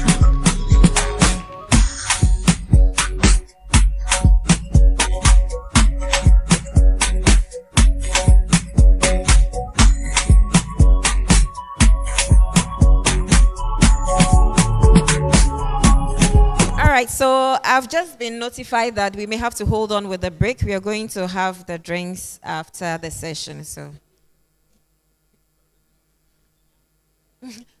Please forgive me. Someone says, I'm sorry, losing our hopes. I'm sorry. Okay, dietitian 1. We had a lot of questions for you in the area of nutrition. We've had some discussions regarding the fact that nutrition is not popular in sports. I mean, for the stakeholders getting on board nutritionists. So I think it's about time we have these discussions so that we can, the role of the nutritionist can be embedded when we are talking about sports. So the first question I would like to throw to you would be what the minimum nutritional standards or monitoring framework should be, the mandatory ones in the development of young athletes in the Volta region. Thank you very much. I've been following the discussion online. My apologies for coming in a bit late. The importance of the sports nutritionist or nutrition in the milieu of things cannot be overemphasized. It's so key that it's key to performance. There are three determinants of sports performance: genetic endowment, there's a level of training and competition, then we have the conditioning factors. The conditioning factors have the psychology, physiotherapy, and that is where nutrition is. I mean, if you're going to engage in a sport, you need energy, and the fuel is given by food. So if you are not eating right, you are having a big problem. I was very fascinated by what our Uncle Neil said about the stunting, the seeming stunting nature of our football. And it's true. You find many of them are petite. They are very small, and they don't fit in the roles that they play. Number 2, number 7, number 10, number 9. A Yekini, you need a very tough, muscular Yekini to stand in there to shoulder people and head the ball into the net. You know, and so if the person doesn't have the right frame that is nutritionally built, there will be challenges. I did a study in 2009, and I found that most footballers eat once or twice a day. Yes, most footballers, they eat once or twice a day. Did you find out why they ate once or twice a day? Financial problems, you know. And so a footballer will go for training in the morning and will not take anything and run for about 2 hours, train for 2 hours, 4 hours of training. No carbohydrate has gone in. You know, and so the protein sparing effect is broken. The person will bypass carbohydrate, he will bypass fat, and he will spend protein, and so he'll be wasted because he's not taking a lot. So the muscle will not be there. And at the level of training and competition, you need nutrition to form the bedrock. In building muscle, in building cardiorespiratory endurance, whatever training needs the person, the physical training and the physio person is doing, the nutritionist must come along. Am I going to give high protein foods, not the regular 0.8 grams per kilogram body weight or 1.2 gram per kilogram body weight that the normal person needs, but a 1.6 gram per kilogram body weight that the sportsman needs, so that I can build enough muscle and get the person to be able to run like it's supposed to run. Another one came up about the okro and then the cow thing that the boxer went to do. And another one happened with a team in Ghana, a football team in Ghana, where the person took kokonte and groundnut soup before a match. And the pepper was entering the head, and the person could not run. And they were vomiting and stuff like that. A pre-game meal, a good pre-game meal can sort this thing out. An in-game meal, why is it that our footballers get tired by 60 minutes, 70 minutes? They can't run again. They've not gotten enough carbohydrate to help them to be able to go the 90 minutes. If you did a simple carbohydrate loading and loaded glycogen in the muscle, the person can be able to go longer. If I gave an in-game meal that has an energy bar or a protein bar, the person can go longer. What drinks are we giving to our sportsmen? Are they taking energy drinks which has caffeine and taurine that have diuretics that will sap water out of them? Why don't we give sports drinks? Cost matter. Can we locally determine some? I mean, a study I did quite recently, local drinks that have been turned into sports drinks that have very promise for the future. So we can catch them young and they'll be ours forever by seeing that we are checking their weights, their heights, we are doing their body fat composition analysis. Even at the outset, the JHS, the SHS, the university, make sure that they are in the right muscle mass, fat mass, water levels so that they can perform very well. So these are the things, my opening remarks to give about some of these things.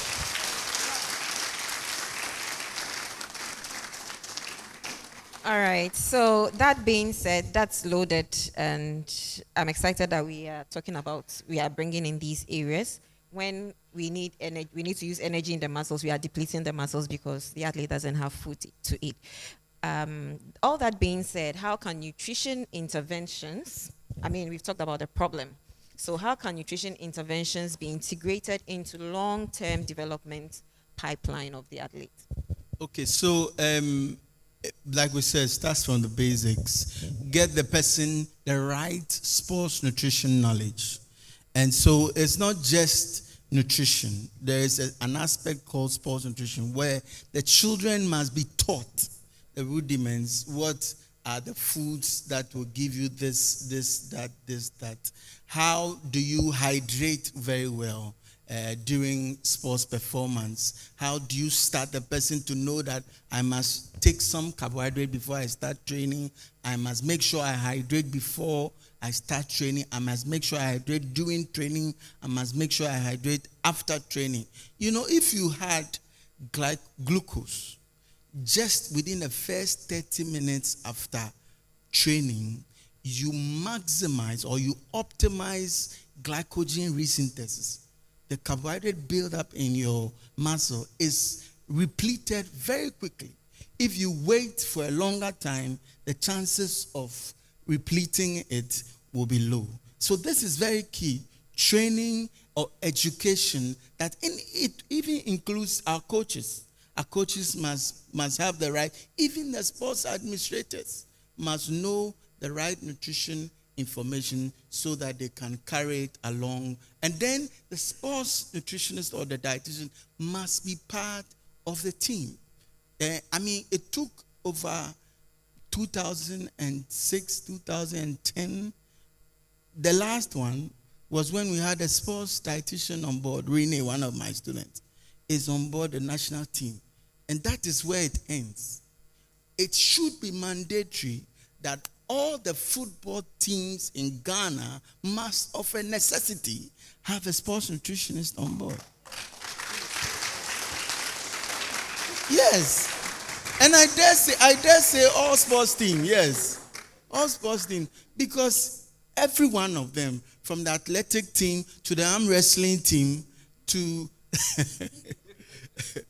to everything, because nutrition is fuel, and nutrition we must have them to do it very well. Nutrition is life. You can't do without us. Yeah. All right. I'm glad you talked about education. So there is a need for us to begin the education. The earlier we start, the better. We say that early nutrition is very key in long-term health and performance of the athlete. So we know what we need. We are trying to build an institution. We've started the discussion. What nutrition education? You've already mentioned some.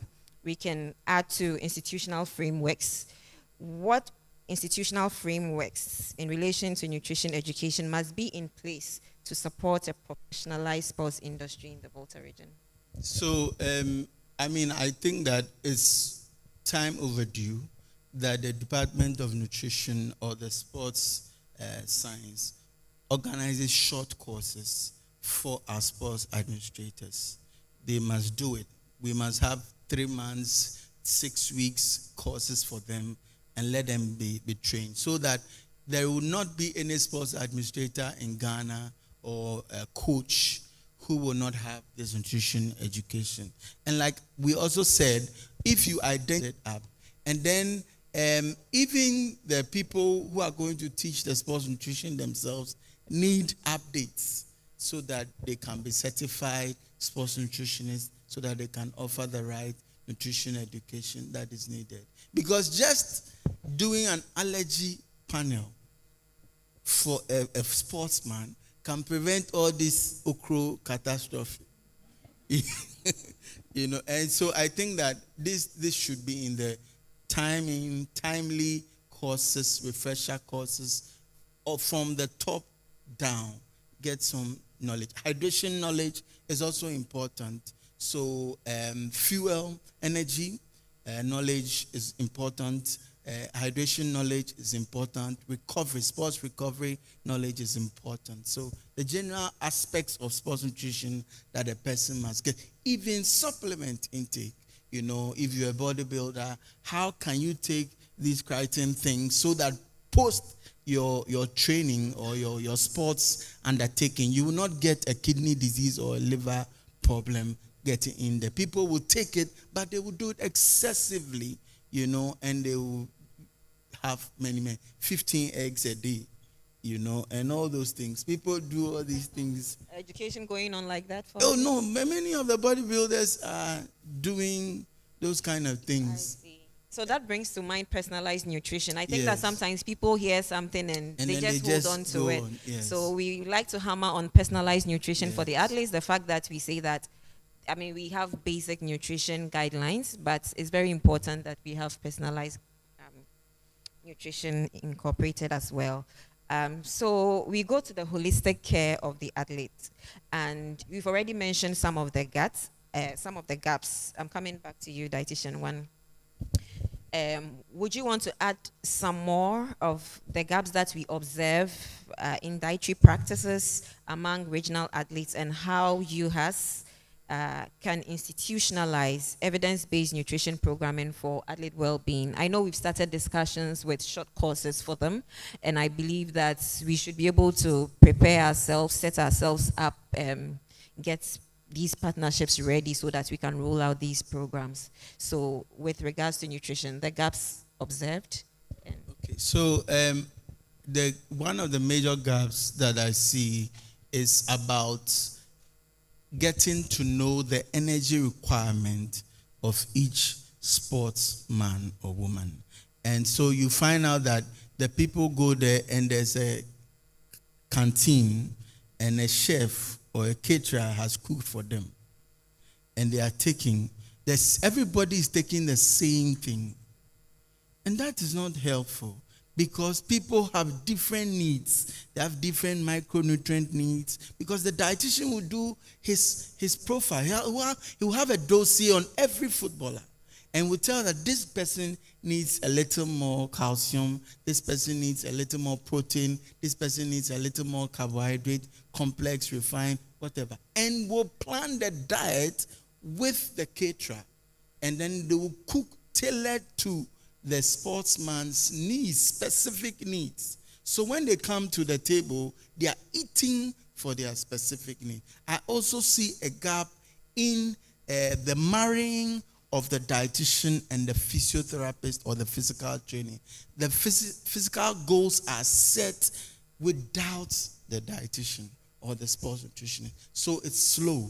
And so getting to the target, weight loss target, weight gain target, muscle build-up target, cardiorespiratory endurance targets, they don't get there as quick as they are supposed to get. A boxer has about 3 weeks to time and is struggling with weight. Can the dietitian or the nutritionist help to do some quick thing that will help us get there without compromising on the health of the person? This is very important. So the gaps in the collaboration. I also see gaps with regards to recovery planning. And there I mentioned the glycogen resynthesis thing. How is the dietitian coming in so that the person can recover if he has injuries? What is the dietitian giving? What is the vitamin C levels that the person is getting? What are the collagen levels that the person is getting to aid quick recovery? Sometimes you have 2 sporting activities. You have 2 bouts of sprints to do in 2 days. And you have expended in the first day. You need to recover very fast so you can go optimally on the second day. Herein comes the dietitian and the planning for recovery. So I think these are the few areas that I can mention off my head. Right. Sound like you're campaigning. Right. I believe stakeholders are listening in, and they are going to involve us in the thought process, the planning process, and its execution as well. For physiotherapy, I think... Yeah,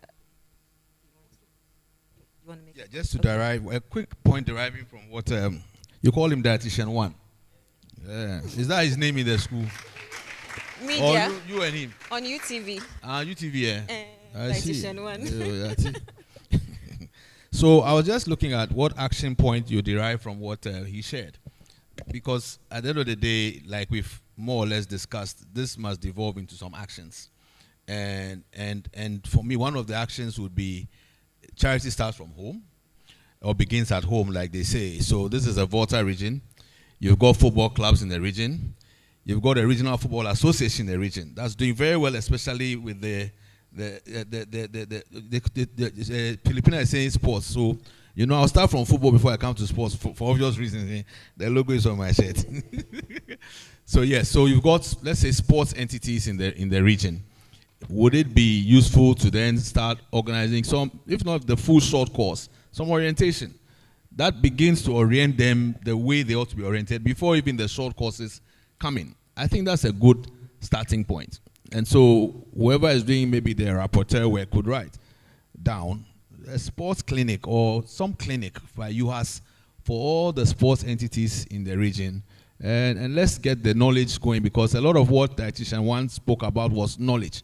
And the good book for those who are of the Christian faith, for lack of knowledge, my people perish. For lack of knowledge, I could have been a taller person. I don't know. He's got height. Okay, so that's an action point I think we can derive from what he shared. Thank you. Right. So I will have you continue with how the GFA would work with the regional health and academic institutions to institutionalize holistic athlete care. All right, so it dovetails, what I just said actually, it dovetails into the question you've asked. So I've made a suggestion.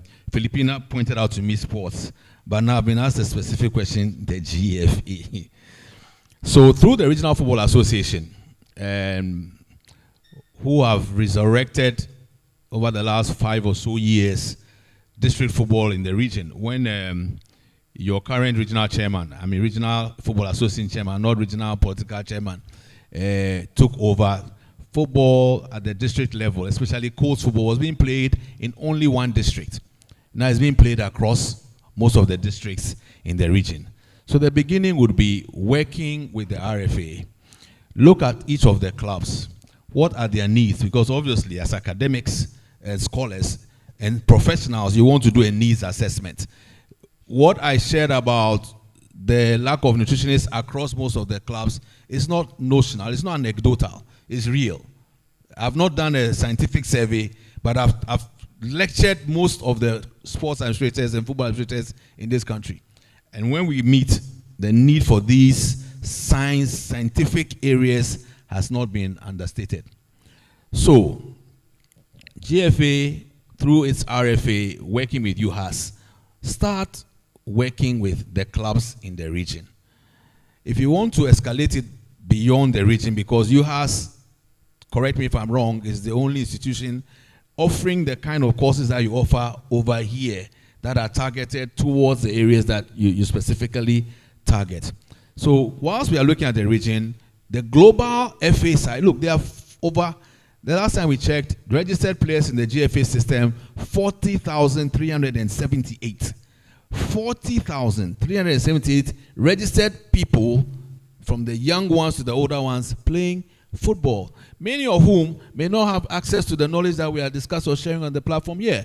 Many of whose coaches don't have that knowledge. Sports administrators don't have that knowledge. So the GFA is open to that collaboration. Indeed, we've collaborated with some other institutions in the past, like University of Professional Studies, Accra, where we had courses for sports administrators on more of the management, the marketing, sponsorship, administration side. I think that that's one area where FA collaborating with UHAS can develop a program in collaboration with you, I said, where we target every single coach, every single sports administrator. The players might be a bit of a stretch because of the sheer number of them, but those who are overseeing them, those who have oversight responsibility for them, once they're educated and they're practicing and they assimilate whatever is taught, they can then translate it to what they do on the job. I believe that in that way, we'll translate our talk here into action, at least for football. And by extension, I'm sure it can go for all the other sporting organizations. Thank you. All right.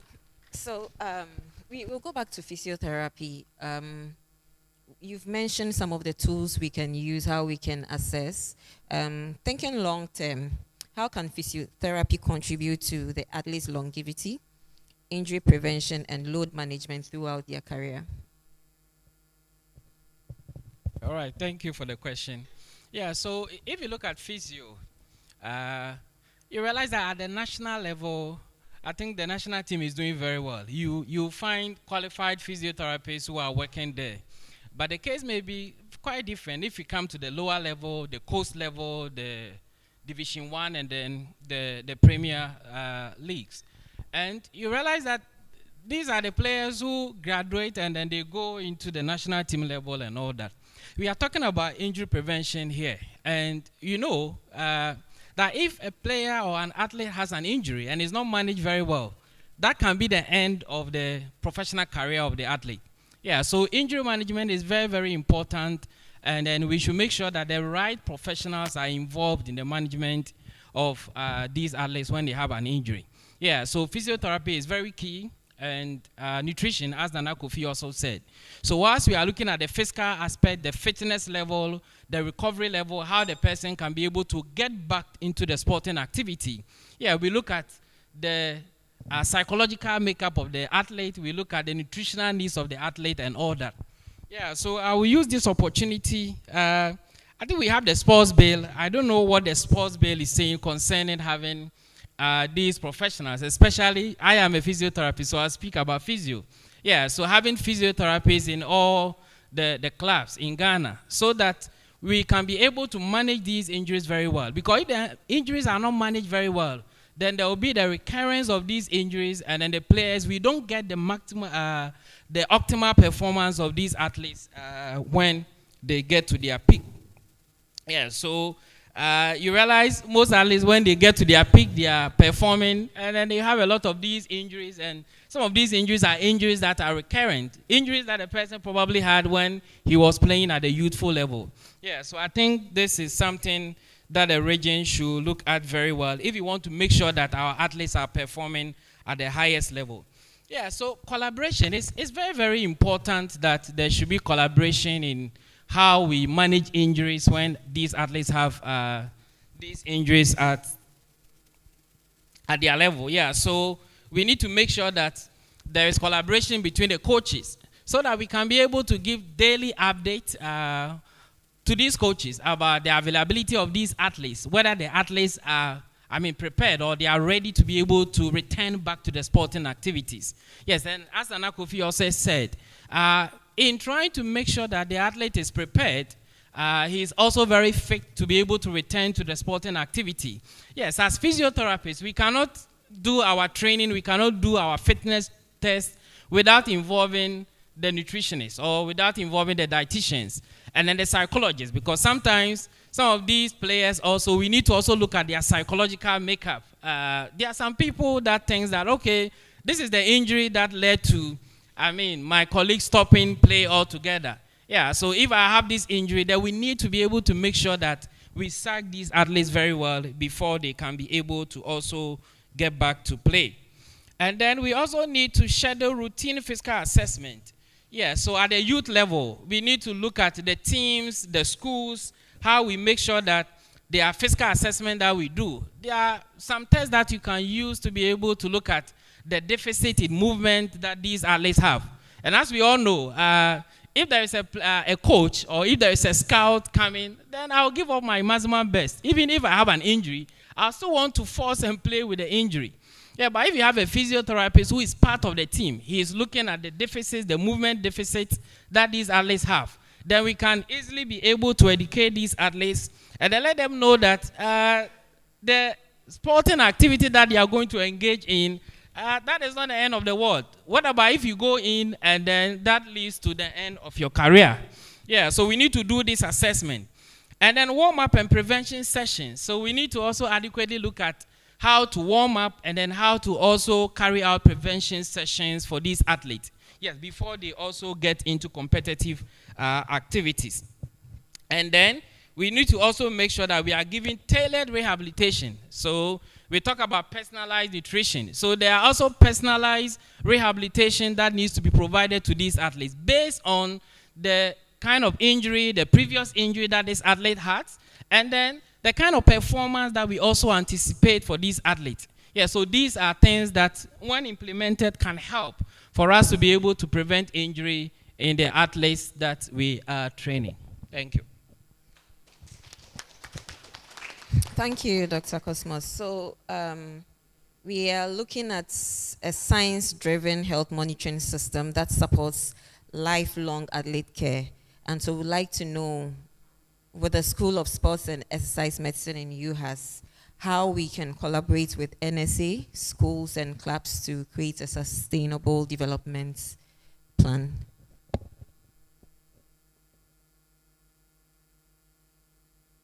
Thank you very much. I think the battery is.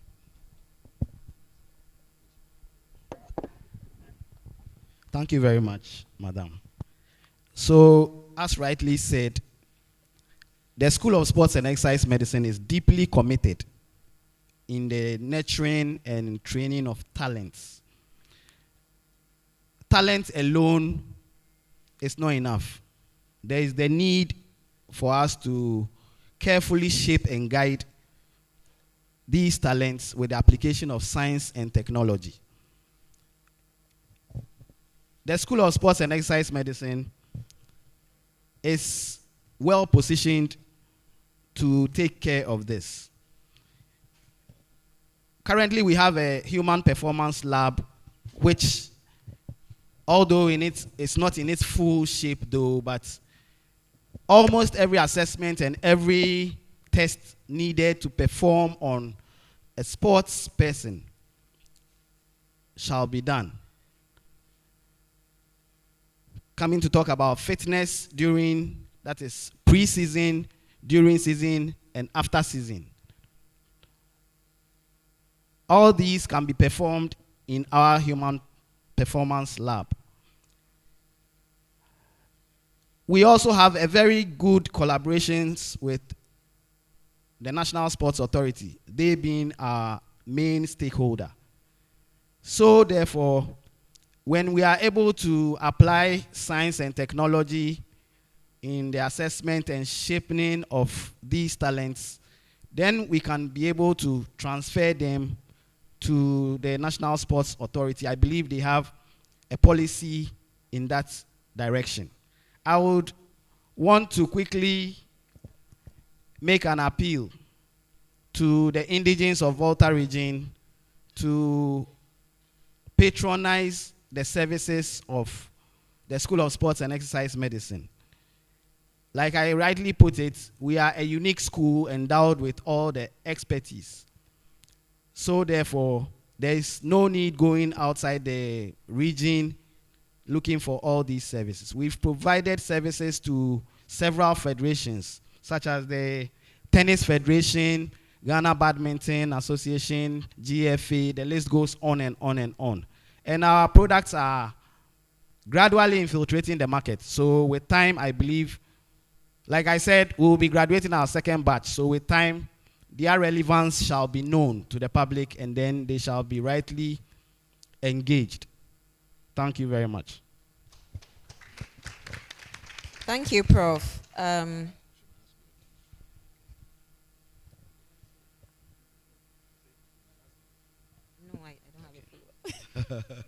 So we go to NSA. You've talked about lots of your plans. And as you're talking about holistic care of the athlete, we would like to know what policies. I think earlier you mentioned that you don't influence policies. Was that it? Or I didn't hear right? Because I'm going to ask something on policies. Our national body, in fact, actually, when it comes to policy formulation, it's actually at the ministry level. So Ministry of Sports and Recreation formulates the policies, and then NSA implements the policies. So you don't partner in the discussions? We are stakeholders in policy engagement. Right. And when I mentioned the national sports policy, it was NSA staff, some people from academia and external persons that put it together. So yes, we influence policy, but the formulation is actually done at the ministerial level. Then we implement it. Okay, so you can influence. That's yes, and everything they have said here is something that we are going to add to what we want to do here and then take up to the national level. But one thing that I wanted to mention was cost.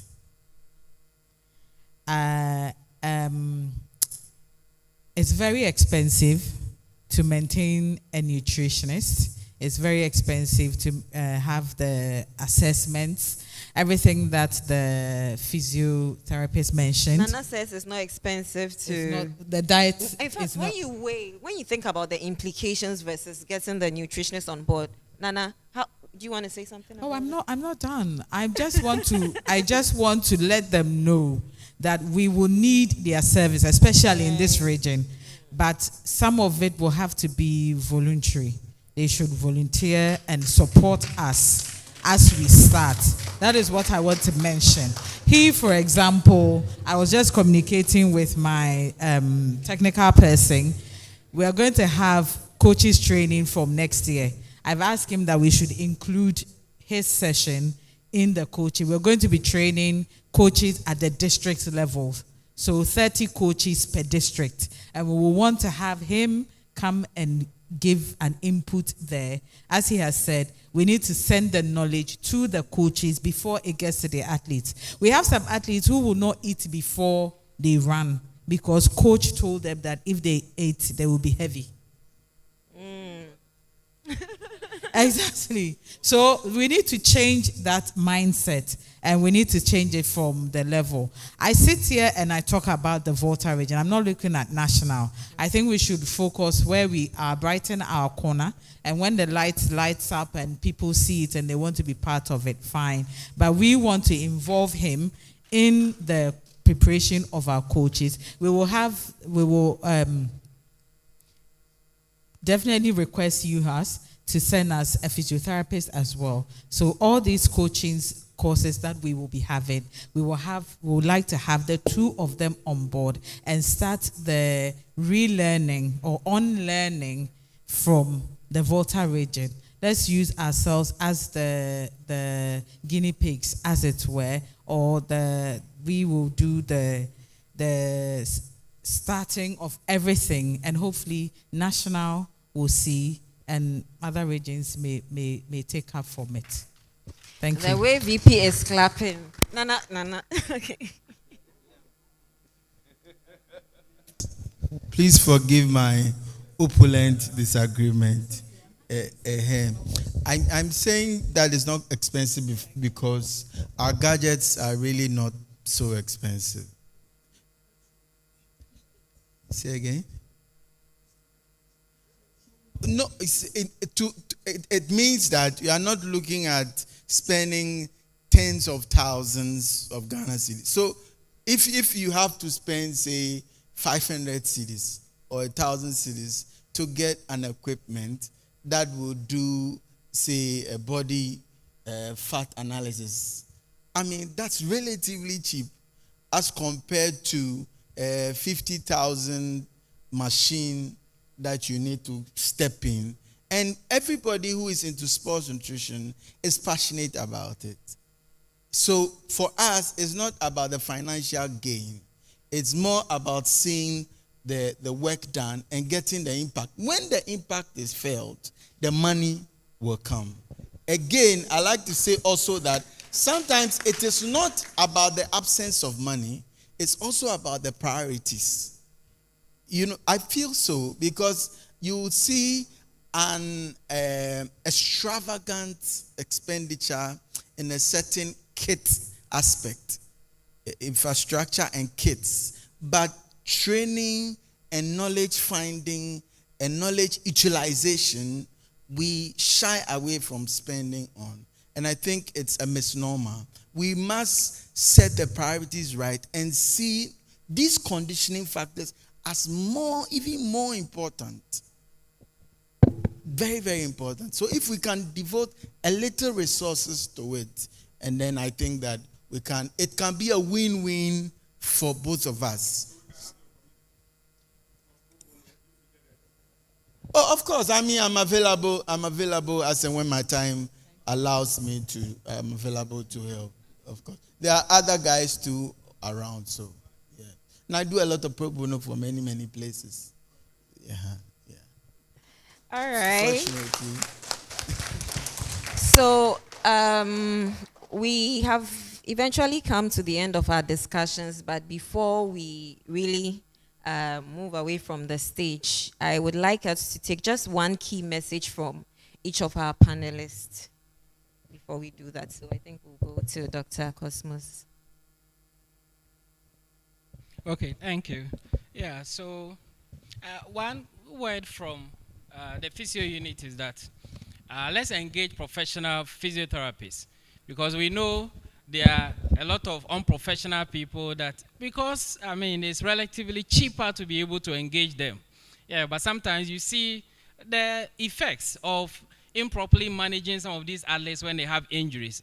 You can't be able to quantify it.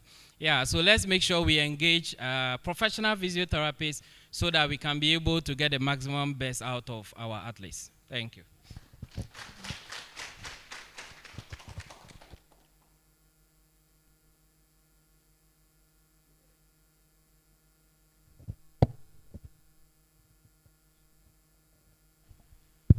Thank you very much. So, in line with what my colleague just said,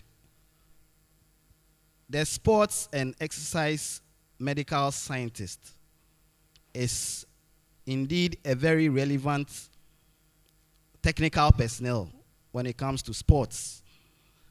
So I would entreat all football clubs, sports academies, hospitality industries may also find some relevance in the employment of the sports and exercise scientists. We are there to help you and improve the system. You may think employing or depending on us is expensive, but you pay a much higher cost if you don't involve the sports and exercise medical scientist. Thank you.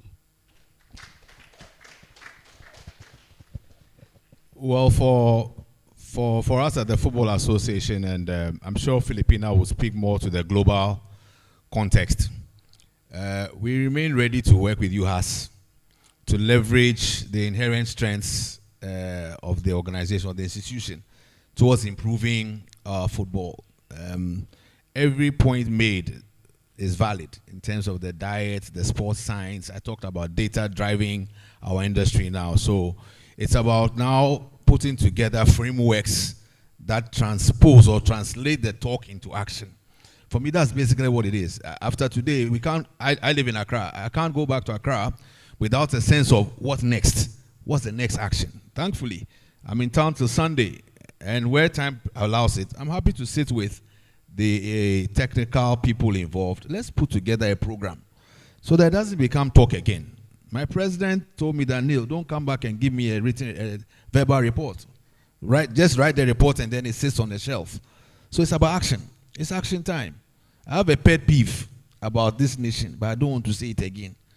I beg you, my people, once we have said it, let it be action. Action, action. Thank you. Let's action our discussions.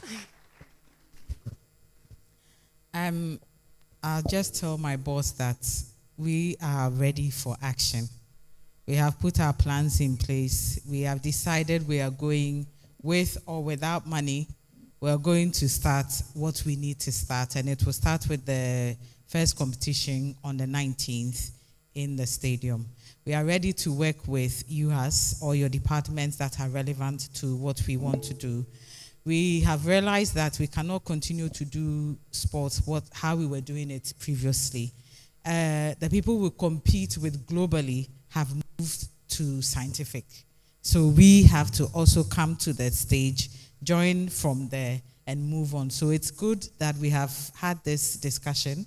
It's good that we have met these individuals who are also willing to push the agenda. Now, there are a lot of Voltarians in very good positions who can now walk the talk. And if they are willing to walk the talk, we are willing to lead from the front. Thank you. Thank you. Okay, I'm super excited about this interaction and the fact that it deepens the realization for all these disciplines to be put on board. But I would say that if you want to perform well, go with your talent. But if you want to perform best, add nutrition to it.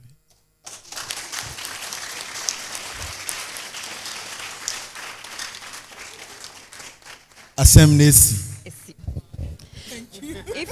So after today, if you we've discussed 3 pillars. I believe that they are the blueprints for what we want to do: the talent pipeline, an enabling industry, and the holistic care of the athlete. And so we would like to thank you all. I don't know if there are questions. I'd like to hand over to the MC. Okay, VP would like to say something.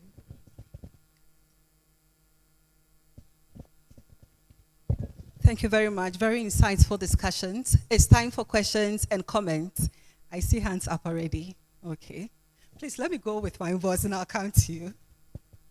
Thank you very much. Filipina, you spoke about the foreign minister. His brother is here. So I've told him that, let me introduce him. He is our Volta brand ambassador, one of the tallest men. Ian Gavivina Okujeto. Yeah. And like our brother said, action. So we, the Association of Ghana Industries, we are ready to be at the center of this. I hope that we can commit that from today till Sunday he leaves, we'll be able to sign an MOU in the presence of the regional minister about how we can have an agreement between UHAS and all the other parties and the road to 2028, how we'll be able to achieve it. So from now till Sunday, let's talk. Let's see if we can put a memorandum of understanding together in the presence of the regional minister on the way forward. Thank you very much. I don't know whether Mr. Asibe also has some comment before we open the floor.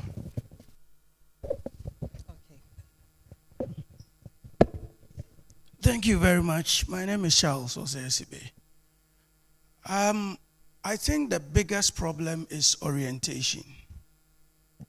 All those of you professionals up there, you are failing because we all have a problem of orientation. As a country, we are not even aware that sports is lucrative. We are not aware that sports is business. For that reason, when your students graduate, you take them to the hospitals and the specialist places to go and do internship. When you have to bring them to the federations, the National Sports Authority, to experience them, we lack knowledge. But if your people come to these places as service personnel, by the time they leave, they would have given us some orientation. Then we'll begin to look for money to invest in them. But we are hospitals, nutrition. I was happy when you mentioned Rennie. I know Rennie. He's a wife to my brother. And the GFA deliberately did this. Formerly, Black Stars, it wasn't like that. They never traveled with a nutritionist. I agree with you if we invest in that. But I have engaged, whether it's a physio, whether it's a nutritionist, whether you like it or not, it's expensive. You say it's not too expensive, it's cost. But if we do not understand what it means and what it will do for us, like he said, we end up paying more. But if we understand, we won't mind looking for money to invest.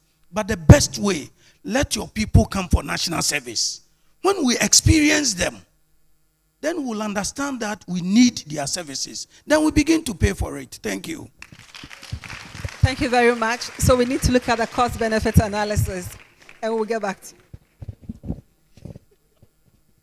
Well, all right. Thank you very much. My name is Frank Apia. A contribution that I would want to make. Listening to my good senior on needs assessment, listening to the Dean of School of Sports and Exercise Medicine, who also talks about data. My very good friend and senior brother, Neil Armstrong, talked about data analytics, which has also been echoed by Madame Filipina. Under all this says technology. Now, there's a company called Volta Technology. VAL Technology has an African representative, which I have a connection to them. They have a device that could do that needs assessment you talked about, Doc. It could give you a graphical representation of muscle activity so that Nana Kofi would say, okay, this muscle is not performing well. Let us give this nutrition to it. So my contribution is a support call that we need to also make an investment into some of these things we are discussing. The device with VAL Technology is about 20,000 Ghana cedis. I'm sure within our sport ecosystem, if this is a big money, then my very good senior who says sport is business, then we've lost it. Sport is not a business. If we can't afford a 20,000 device, that could have a ripple effect, which will cut across all the discussions, then it's a problem. Then again, issue with cost from Madame Filipina. My senior here would want to make an investment. It's about governance. If they give you 5 CD, did you show them how you use the 5 CD for? Where can they know that you have used that money to warrant a further investment? Governance is an issue across all federations. It's an issue at the club level. You don't know how clubs are using their money. So how would the rep or the boss at AGI give you 5,000 CD or 500 CD to buy that fat analyzer Nana Kofi talked about? These are the issues. And so if we have an action plan, then we need to come together holistically and say, this should be the direction. Governance issue, absorbing and understanding that sport is now a key element in our industry so that our federations will open up. They should open up. It becomes very difficult if you have to take a student to a club. Very difficult. Whom you know and all this. If sport is business, and we are now having this forum and discussion that the science of sport sits at the center of our industry, then we should open up and begin to accept some of these students. Then the pro bono will come in. When they have developed, my very good senior will now begin to invest in them. Thank you very much. Thank you very much. Thank you very much. I'm Annette Abuaji. I'm going straight to GES because I work with GES. When we talk about sports, I'm one of the coaches in Hamburg. And Hamburg, the whole Ghana is Volta region. But then again, if we are talking about scouting and getting these athletes, these elite athletes, we need to involve the PE personnel, the coaches that are working directly with them, so that they will be able to help in scouting and helping, as the nutritionists and the psychologists have said, physiotherapists have said, we should be able to have such orientations for the coaches down there, so that they will be able to help in scouting these elite athletes for us to move on to the Olympics if we really have that dream. So I would suggest that we involve the GES, the PE personnel, the regional PE coordinator, so that we'll be able to do this together. Thank you. Please, your name and your organization. I am Annette Abuaji, the district PE coordinator for Agoti-Meziofe district. Thank you. So, okay, we have one more. All right, thank you very much. My name is Ebenezer, a student physiotherapist. Talking about holistic care of our sportsmen, and then we talk about lifestyle modification. I think we forgot about mentioning drugs. Most of our sportsmen are into drugs, so they take these drugs during their performance, and most of these drugs too, they overwork. So most of the injuries comes from these drugs that they took. So going forward, I think we need to also educate our sportsmen about refraining from those, negative drugs that they took before and during their performance. Thank you. Thank you very much. I missed your name. Did you mention your name? Your name and Ebenezer, physiotherapist. So we'll take one more question. Then, okay. Please, your name and where you're coming from. My name is Paula J., physio student. Normally, what I have observed in our country is it's easier said than done. Normally, that's what. Yeah. I want to find out from the panel, is there any lay down procedures that all what they have said, it can be put into practice? Thank you. Okay. Do we have a quick response? Mr. Neil? Okay, please, just a second. So you asked the question, is there any lay down procedure? Is that the question? So I believe my colleagues on the panel may respond in a particular way. But for me, the procedure or the action steps that we are discussing here become part of the procedure for implementing the things we are discussing. That's why we talked about action, action, action. So what can we do? For example, we said,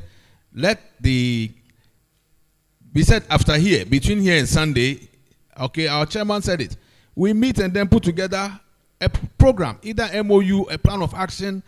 Filipinas spoke about the same thing. So that is the way forward.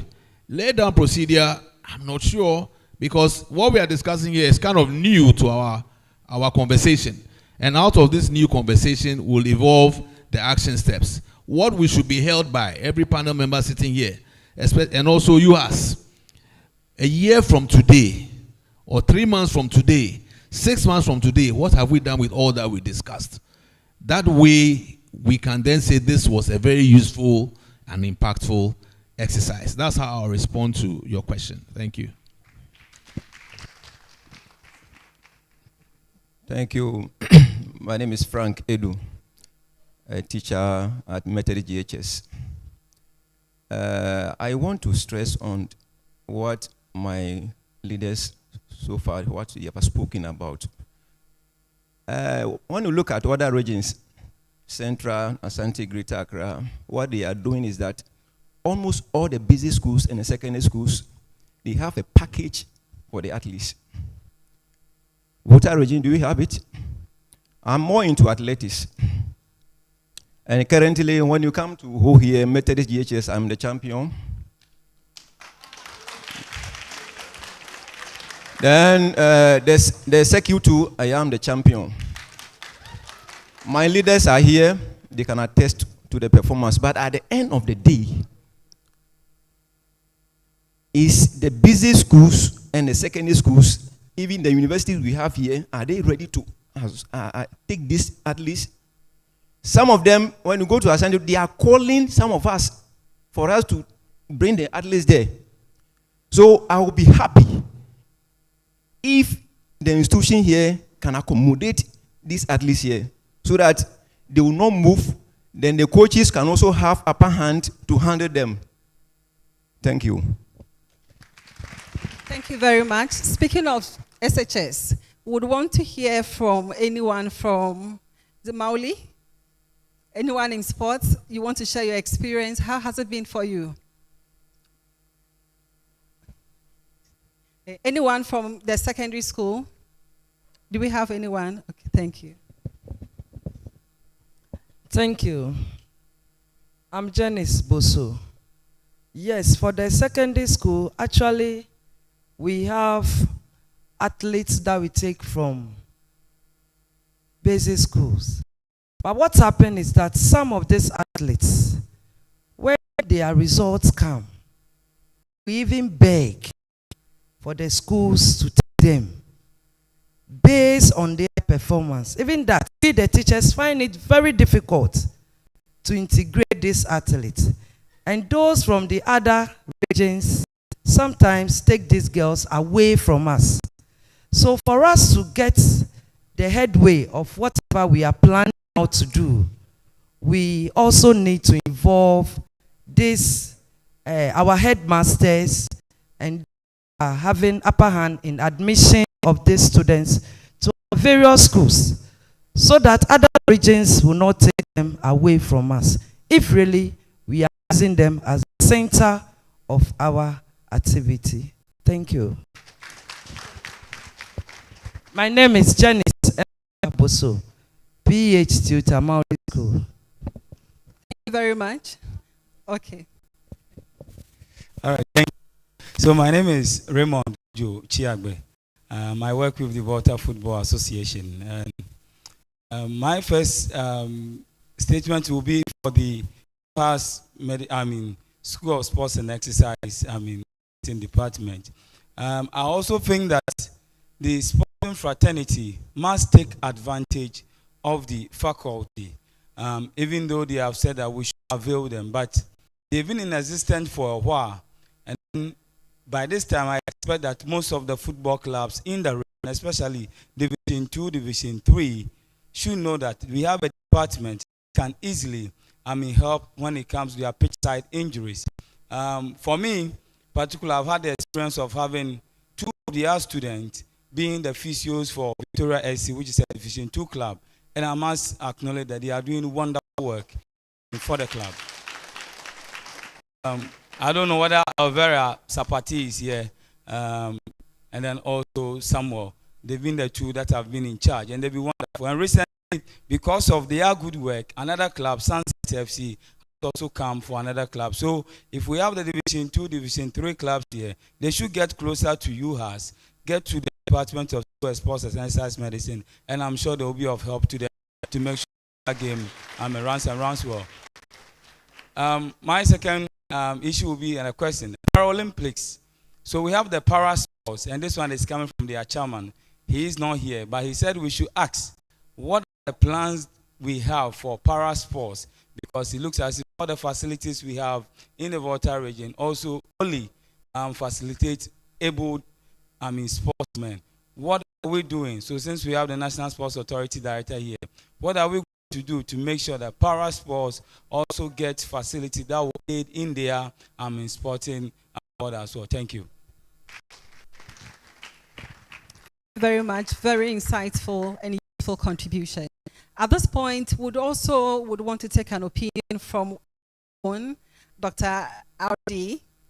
Divine Eli Kofi. He did his PhD in sports nutrition. He would want to share with us briefly. Thank you. Okay. Thank you very much. Good morning. And the response is like we want to item 13 right now. So I think what brother just said, people are going out there doing a lot of things, providing pro bono and all that, volunteering. But sometimes when people don't pay attention. So sometimes let's try and pay something small when they are doing some of these things.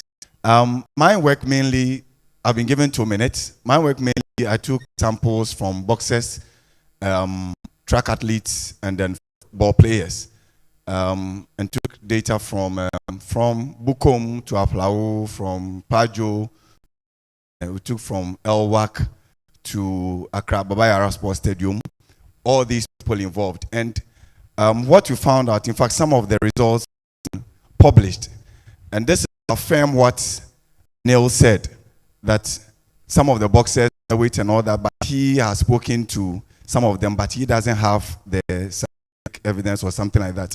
And I want to say that the evidence is there, that there are some of our boxers who are anemic. And in fact, one of my papers is on malnutrition among juvenile boxers in Ghana. And that is real. It is not something that is somebody's imagination. And in the study, also found out that a number of the boxers, in fact, most of them were not meeting their nutritional requirement. So if the requirement for boxers, let's say for energy, just energy, is about, let's say, 2,000, a number of them were just getting about half or even less, which is a serious cause for concern, that if our boxers or the football players or athletes are not getting enough energy, then it means that they are not going to perform very well. And we did some micronutrient assessment too, their intake of some of these micronutrients. And unfortunately, one key micronutrient like calcium, which for growing boxers need to be able to develop their bones, we realized that 0% taking adequate intake of calcium. 0. So it means that they are doing something, but they are not taking up to what is required, the basic, that is AI, adequate intake, which is very serious. So if a boxer, or let's say the players are going out there, there's a little, kick on their legs and there's a fracture or something like that, then healing becomes a problem. So this is a fact. And we also found out that with this anemia and all that, there's a relationship between the iron intake and cardiorespiratory endurance. So in simple terms, the stamina of the players on the field. And if these players are anemic, iron levels are low. And maybe generally we normally look at their food, banku, fufu, kenke. The protein level. Are we getting enough protein? They would say that, okay, there's no money and all that. But are they getting enough protein to be able to build their iron levels? Because there's a certain relationship between iron and them on the field. So if they are not getting adequate iron from the various foods, then definitely it's going to affect their strength or their cardiorespiratory endurance on the field of play. And so within a very short period, they are tired and all that. And one thing that was quite common is funds. So from Bukom to Aplawu, from Agbozime to Hilefi and all that, one common thing is funds. And that aspect, I'm not too sure whether I can speak much to that. But what I would say is that there must be the system where we will be able to, even if you provide this pro bono and give the recommendations and all that, and the people cannot afford it, team players, the managers and all that, then at the end of the day, what we are giving to them would be of no use to them.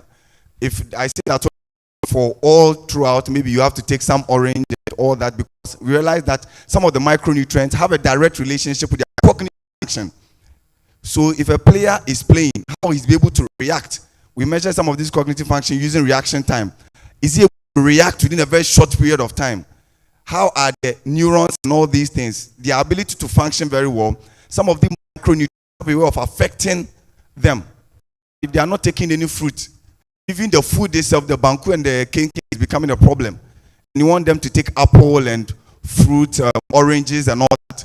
And if they are not able to take these things, it's definitely affecting cognitive function.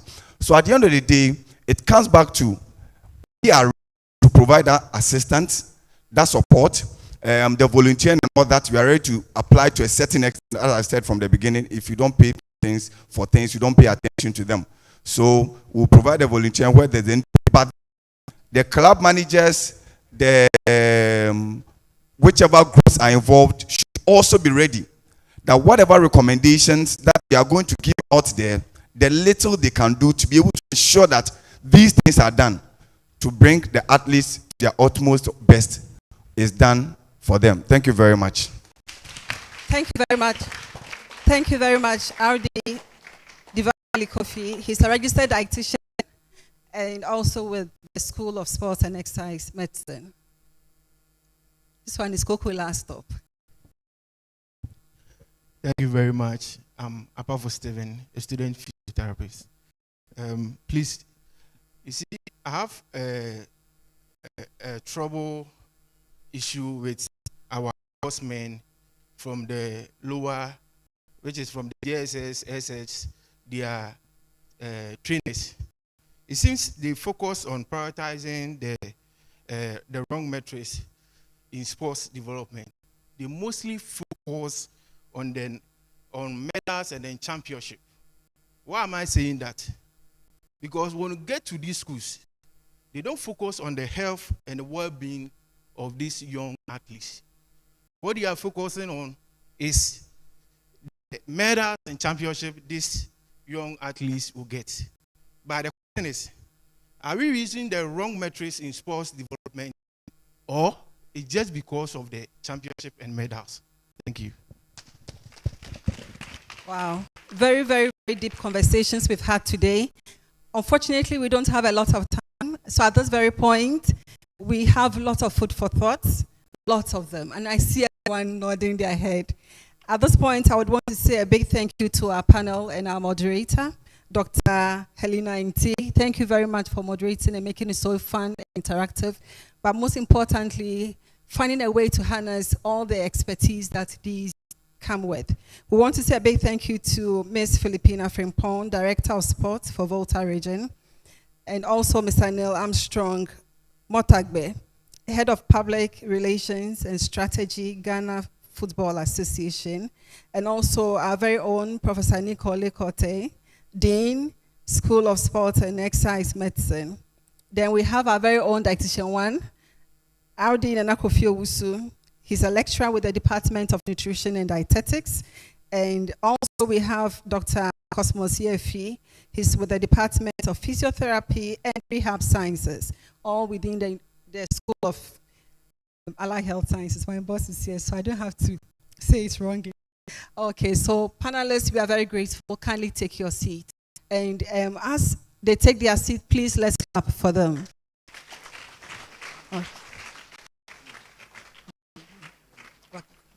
Okay, so at this point, some cases really caught me. And one thing that kept coming was catch them young and yours forever. So as the saying goes, when the right begins, tell that beyond what the discussions here today, indeed, probably something great would come out of this by Sunday. Thank you very much. And also our audience, thank you. Our online audience too, thank you for joining in. You can send in your questions and it can be and comment, and it can be considered later. So once again, thank you to everyone. At this point, I would want to acknowledge some guests and amazing people who joined us today. I'm sure by now you know all of them, but we want to duly acknowledge you and let you know you are important to us in our discussions and the way forward. So please, in no particular order, I would want to say, I would want to acknowledge the presence of, of Dr. Ken Suman. He's a lecturer here in the US. We also have R.D. Daniel Mensah. We have a registered dietitian from the whole teaching hospital, Akono Clement Sechi. Then we also have a lecturer from us. He's Seth Kwame Ajenkwa. And we also have Dr. Alessandro Dabra. She's also a registered dietitian from the Department of Dietetics. We have Grace. I'm sure I hope I pronounce it right. Grace Adegbeji. She's an assistant registrar with Public Affairs UHAS. We have our very own head of department, the chair for this program. He's Dr. Felis Kodo. And HOD, please, if you're around, can we see? Okay, he's busy at the back. We also have R.D. Jonathan Anan Asare. He's also a registered dietitian here. We also have Dr. Peter Nuameyaw. He's a nutritionist and also has a plan for nutrients beyond what we see. We also have Dr. John Into Atendana. He's a senior lecturer with the School of Allied Health Sciences. We have Annette Aboaje. She's a PE coordinator for Agotim HP. Freeman Azuma, he's with the Home Municipal Sports Coordination Council, or the coordinator. Then we have Godson Assam, Mr. Please, let's see you. We are glad you are here. He's into Taekwondo. Boy loves Taekwondo, so he does Fridays. He should meet you. And he's also the International Relations Officer for the Ghana Arm Wrestling Federation. We have Charles Osesibe. We've seen him, but we love to have you here. We are grateful you are here. He's a president. He's a president Ghana and Africa Arm Wrestling Federation. He's also the vice president of the World Arm Wrestling Federation. I think I need to see you. We have amazing students here from different schools, and we have Maoli School. We have another school. I'll be told your school soon. Then we also have teaching assistants. We also have Mr. Vivina. No, is it Gavina? Okay, Okujeto. He's a Volta brand ambassador. I'll be sharing with you some more as we go along. At this point, I just want us to do a quick. We're all tired, I'm sure. So let me see. Show of hands, how many of us think our region has untapped sport and talent? Let me say it again. Show of hands, how many think our region has untapped sport and talent? Okay, that's interesting. About half. It's okay. So by applause, do you agree that early conditioning should begin at the basic school level? Please, then clap. Okay, that's a loud one.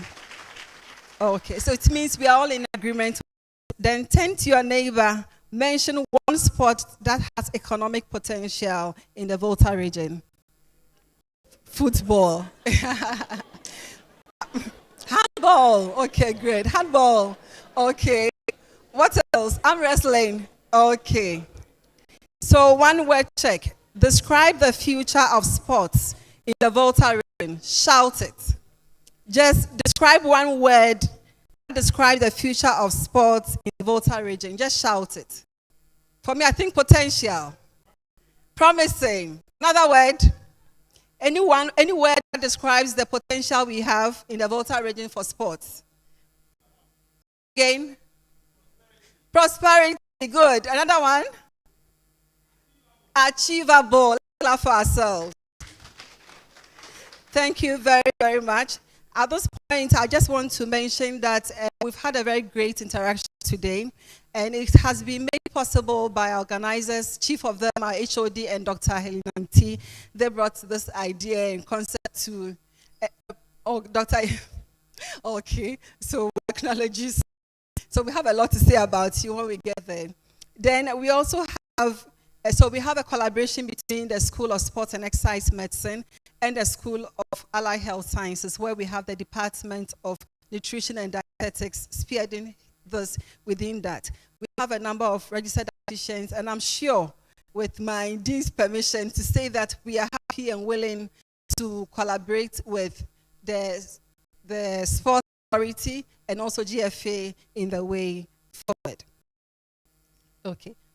So my name is Eunice Konate. Someone asked, I didn't introduce myself, and I'm a registered dietitian with the Department of Nutrition and Dietetics. At this very point, we would want to welcome an interesting personality. We are all eager to hear him.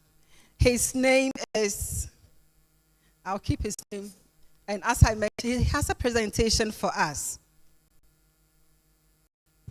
Okay, so ladies and gentlemen, he is a PhD holder in sports marketing from the Philippine University, Christian University, and a lecturer with sports management at the School of Sport and Exercise Medicine of the University of Health and Allied Sciences here in Ho.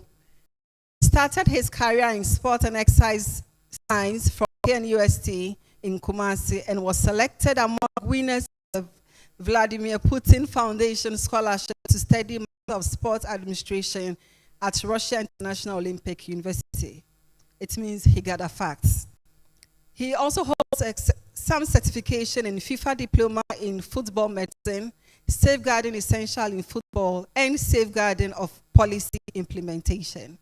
I'm sure you are curious as myself. Ladies and gentlemen, please help me welcome Dr. Frank Apiakusi. He has an interesting presentation for us. Thank you. Doug.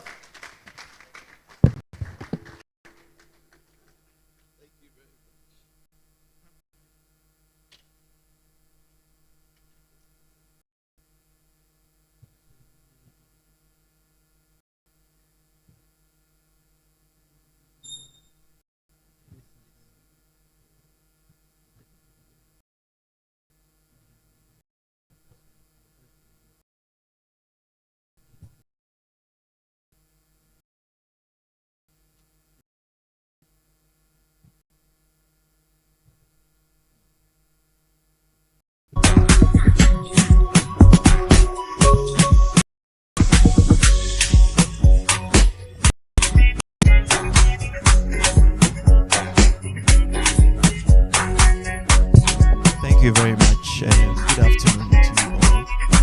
It's a pleasure to share with you on this topic, will be the roadmap if we have to design a policy draft for us.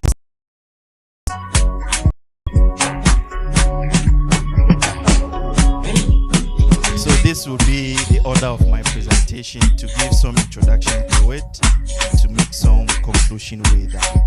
I'm told I have 10 minutes, so I don't want to. So for purposes of education and discussion, there's a phrase that came into the topic, sport for economy. So when we say sport for economy, what does it mean? And this word has been used. It's a strategic use. And Mr. Motagbe used the word intentional, deliberate, being conscious. So when we are being conscious, deliberate, intentional, using sport to develop our economy, that is what we refer to as sport for economy. So what does it intend to achieve? It will be able to position sports as an economic driver. Not only are we participating as an athlete, but also leveraging on the environment within the Volta region to turn it into economic development. It is to also integrate sports within the regions, and I'm happy Madam Filipina is here. Whatever strategies that they are putting together within the region, their main focus will be on sports together with the regional sports minister. You can't do this, and this has also come up. We may have the talent, but the talents are not enough. So we need infrastructure. So at the center of sport for economy is infrastructure, which will now lead into the talent that you have. Then there has to be a deliberate and a conscious effort to invest. So you invest to get the infrastructure, to start grooming the talents, scouting and identifying them. Then it leads into the community, where the health aspect comes in. So this is what sport for economy simply refers to. Now, what is the context within the Volta region? Just to lead on within the market of sport, how is it like? So you could see that the market in Africa is projected to be about 20 billion by 2035. That's a huge market. But then, what is the contribution of sport to the global GDP? That is about 2%. But at our continent, how much? 0.5. We have an untapped potential, even in Volta region, in Ghana, not to talk of Africa, but the contribution is small. But the market is huge, endowed with a lot of opportunities. So it gives us the impression and the view that Africa can do more. Within this context, and in policy draft, we have seen neighboring countries within Africa moving around and turning their economy into a giant one. To begin with, we see Rwanda. So Rwanda coined an idea called Visit Rwanda as a tourism policy within the hospitality industry. What did they do? They now begin to partner us now. Paris Saint-Germain, and this was mentioned, I think, by Mr. Motagbe. Now, with this partnership, there was a booming industry within the economy. Look at the Rwandan francs, 1.9 trillion, and that is about $1.2 million. This was about 9.8% contribution to the Rwandan economy. In Milan, with the policy drive, Kua de Afrique, they say they are the heart of Africa. And they are moving. Within this context, what does it mean for us as a region? We have Visit Volta agenda. And in the previous Volta Fair discussion, this was a key theme which I was part of at the residence. What have we done with this? So we have potentials within the region, but we are not leveraging on it. Look at our tourist destinations, and I've listed quite a number of them. What are we doing about this? These beautiful tourist destinations are sitting right in our region. Are we just watching it? How can we leverage on sport to improve or turn around for economic development with these regions, where we are able to invite even sport teams to come in and train during pre-season and what have you? We have beautiful mountains.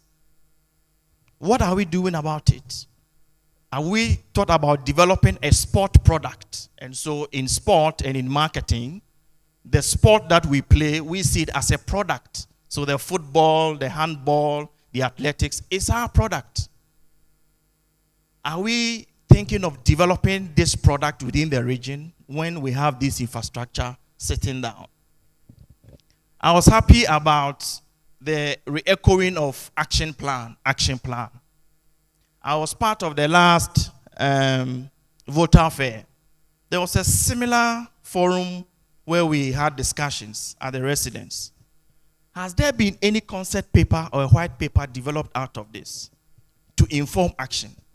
So obviously it becomes the talk and go syndrome, which shouldn't be. The Volta region is known to be the oxygen city. This is good for athletes, for their training.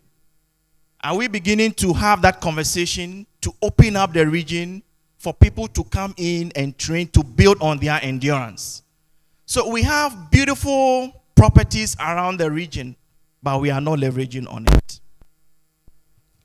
I give another context. In Morocco, the Morocco sports market is also projected to be over $50 million. And those of you who follow sports, you would agree what is currently going on. So I don't need to talk about Morocco. It's all about policy drive and how they see sport as business, sport as a tool for their economic development. Recently, the Jamaican government intends to inject over $100 million into school sports and talent development, which is centered on our conversation here. So within the region, from the minister, from the municipal, and what have you, what are we doing? I'm told that handball is one of the key sports in the region. We should invest in that. We should invest in that. The region should be able to make commitment to turn around that product into the economic development. Because there are coaches, there will be trainers in there, so job creation obviously would come in. That is when our pro bono that we are calling would also come in, eventually will become professionalized. Quite recently, Angola celebrated their 50th Independence Day.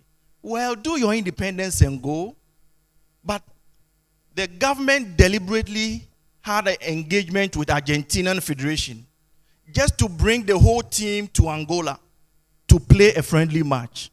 But why? Why would they do that? It is because sport has become a cornerstone. Sport is business. And I borrow the words of Michael Pine. In his new book, he says, sport is business, business is sport. This is the way we are going. What is the correlation between independence celebration and football match? But it is because of the visibility. It is because of the investment drives that comes with it. What does it mean for us as a region? And this also came up. Landscape. Look at our beautiful landscape in the region. We should be able to leverage on the landscape in the Volta region to develop products. And this product, I mean sports. It could also be even an invitation. We look for example, in Kenya, They are into long distance running, and it's an oxygen city. Obviously, they need more oxygen to power them. Can we deliberately do so, using these properties within the region to invite them for pre-season and what have you? This will be a turnaround for us. What are the plans for school sports? And this has been the conversation going on. That will lead into the talent identification that we have. We should, as a region, we should be deliberate and intentional on investing into sport if we have to develop the Volta region economy. We also have Division 2, Division 3 athletics. And I'm happy to be hearing athletes, renowned athletes within the region who are even here. There has to be a deliberate intention to develop this. So obviously, I see a policy gap, which means that there's little or no structured guidelines when it comes to sport development within the region. So in doing so, what are some of the areas that we can look at when we have to put up this policy document together? Obviously, infrastructure is one, but the issue of cost came in.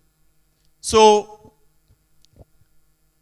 the focus area for this infrastructure will be to train, offer for community engagement for the well-being, also for tourism. Then the talent identification and its development should also be a key component of the policy document.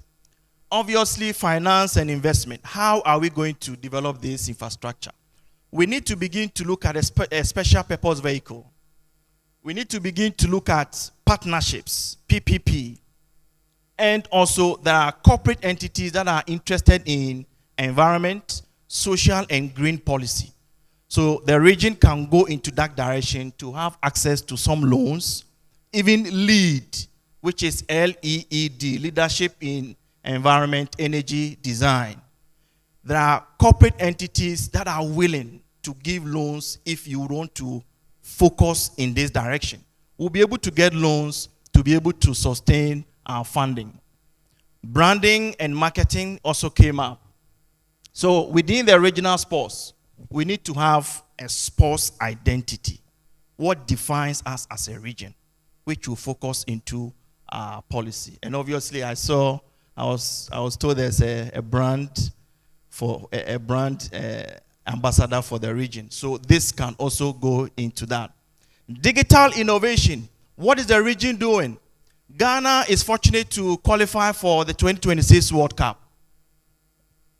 Virtual reality, augmented reality, and fan engagement. Is the region looking out to find a streaming centers within the region to at least pilot to see what will be the satisfaction level of fans, to be able to know how to appropriate and design sport product within the region?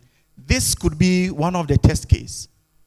The region would speak to the GFA, and Mr. Armstrong is here. He will be able to help. Would want to get some rights to be able to stream. So within the region, if you're unable to go to US, Mexico, Canada, what do you do? Maybe you are bored in your room. You'd want to come out and get some vibes, get some chill cocktail here and there, and experience the event. So this could be another drive, which could obviously bring in some revenue. Most importantly, community well-being. This should also be factored into our draft. So what is the policy? It starts with engagement. There's the need for engagement, stakeholder engagement, where the ministries, the federations, the private sector, and we are happy to have AGI here, and the various community leaders to come in. Like we are having this forum, let them bring up their ideas and opinion. how they think sport should be like within the region. So we are able to map what existing infrastructure do we have. And right from the beginning of the lecture or the forum, we heard the minister say that there were some renovations going to happen within our sporting infrastructure. These are the things. So once it's renovated, how can we leverage on for our sport development? Then when all this is done, we begin to pilot them. So we can launch some grassroots programs within the various communities to see how they are working in. And obviously, this is how the School of Sports and Exercise Medicine comes in. When we talk about what assessment, what product you want to design, and what have you, we are available to help to, test within the region and see what product would work within the region. But obviously, handball is also one of them. There's the need to test and look for financial models. Which ones are going to work? Because cost is a problem, and it has been echoed. So tailoring into identifying areas where we can get funds to be able to put up the infrastructure and the sport product that we need would also come in. The next phase will lead us into the investment rollout, where we are able to build up platforms or we are able to upgrade existing ones. Then obviously would have to monitor and evaluate to see how these are going on. What will be some of the key features of such a policy? When you have incentives, tax incentives, for example, when the private sectors are coming in, this would all be laudable. Having good governance structures in place, meaning that whichever committee that you are forming, you involve a lot of stakeholders to have that diversity in there to bring on their idea would help. Government, private, and donor funding perspective is now the way forward because there's a lot of burden on government. Private entities are also complaining, but there are also people that are willing to support. So we need to bring all of them together. Obviously, we need to also put into perspective sponsorship standards. What are the culture within the region like? Because there are a lot of sponsorship going on that ethically may not sound well or resonate or align with the values of the region. So what ethical sponsorship do we need? Then there's the need to be transparent in what we do, like the question I asked, to be able to secure that sponsorship. Oh, sorry. Am I going back? Oh. So, sustainability, how do we sustain such a policy? And I was happy to hear a question about parasports. So, inclusion is very important. The special population that we have within our community, how do we bring them on board? These features also goes into the policy drive. Sport takes place in an environment. How do we protect the environment in as much as we engage in our recreation or competitive sport? It is very important. The cultural identity of the things or the campaigns or the promotions that we run should also resonate with the values within the region to be able to attract that investment that we are looking for. Whatever policy we are driving at, we also look at international standards. What is the UN approach on sustainable development goals? How does it fit into the Africa we want agenda? Obviously, if we have to create a community well-being, the WHO has an agenda of creating active society. How do we align our regional policy into this perspective and also that with the ministry? Policy draft is expected to bring about growth, economic growth in our region and even at a national level, infrastructure development, and to create jobs. Obviously, once we are able to have recreational facilities, there's going to be an improvement in the well-being of the people, which will go a long way to increase the productivity to affect the economic development within the region. It's important that we are able to preserve our culture, with such a policy to look at the traditional games within the region. In conclusion, sports are the economic engine of the world. It is the economic engine. The Americans are doing it. The Europeans are doing it. The Asians are doing it. You look at UAE, look at Qatar, look at Rwanda, look at Malaysia. They are doing it. They are all using sport to drive their economy. That is the path we are going now. So when we have a sport for a policy draft like this, it's able to ensure that we grow sustainably, there are ethics put in place, and we carry each and every one along for sustainable growth. When we have a draft policy, it becomes a blueprint for prosperity. The reason for shouting one word to describe the forum, for prosperity. So within the region, let us move from being playful and just engaging into prosperity, where we begin to see sport as a business, and the business is sport for our economic development. I would want to suggest this Volta Sport for Development, it's a big thing on its own. So it should be decoupled from the Volta Fair. The Volta Fair will stand on its own.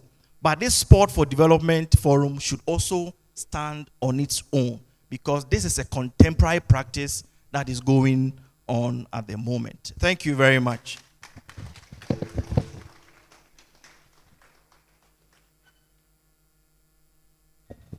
Thank you very much, Doug. God bless you. And very insightful presentation. And once again, he's now, initially it was food for thought, but he's giving us meat to chew and bones to chew. Ladies and gentlemen, we gradually come to a close, and I'm sure we have a lot to say, but we can have those discussions later on. I want to quickly also acknowledge the presence of Mr. Otis Doji Ahose. He's a sports manager for HTU. We also have Reginald Ampong. We have Dr. Joy Akameze. I can see her there. She's the HOD at the School of Sports and Exercise Medicine. We also have Presla Botre. She's also a lecturer with SEM. We have Akusi Kabuateng. She's security. She's here with us. Nice to have you here. We have Janice Emefa Boso, and she's a tutor from Mauli School. We have Reverend Dr. Michael, forgive me, Fianyo. He's the regional chair for Ghana Skate Volta. We also have John Bledua, also from the same group. Then we have Akpe Aplakbi, also from the Ghana Skate Volta. We have Hubert Mauli Yevu Agbi, and he's a DQA head of administration. We have Dr. Eric Agbo, and he is with School of Basic and Biomedical Sciences here in UHAS. Okay, thank you very much for your time. At this very juncture, I would want to say this. As we draw the curtains, we reflect on the powerful possibilities revealed today for the youth, for health, for sport, and for the region's economic future. And hopefully next year we'll come back with action in Koteng. At this very moment, it would be good to hear from a representative of the Department of Nutrition and Dietetics. Just 1 minute. Kindly give us your opinion, because you are part of the organizers for this discussion. Do we have RD Mensa here? RD Daniel Mensa. Okay, in a minute.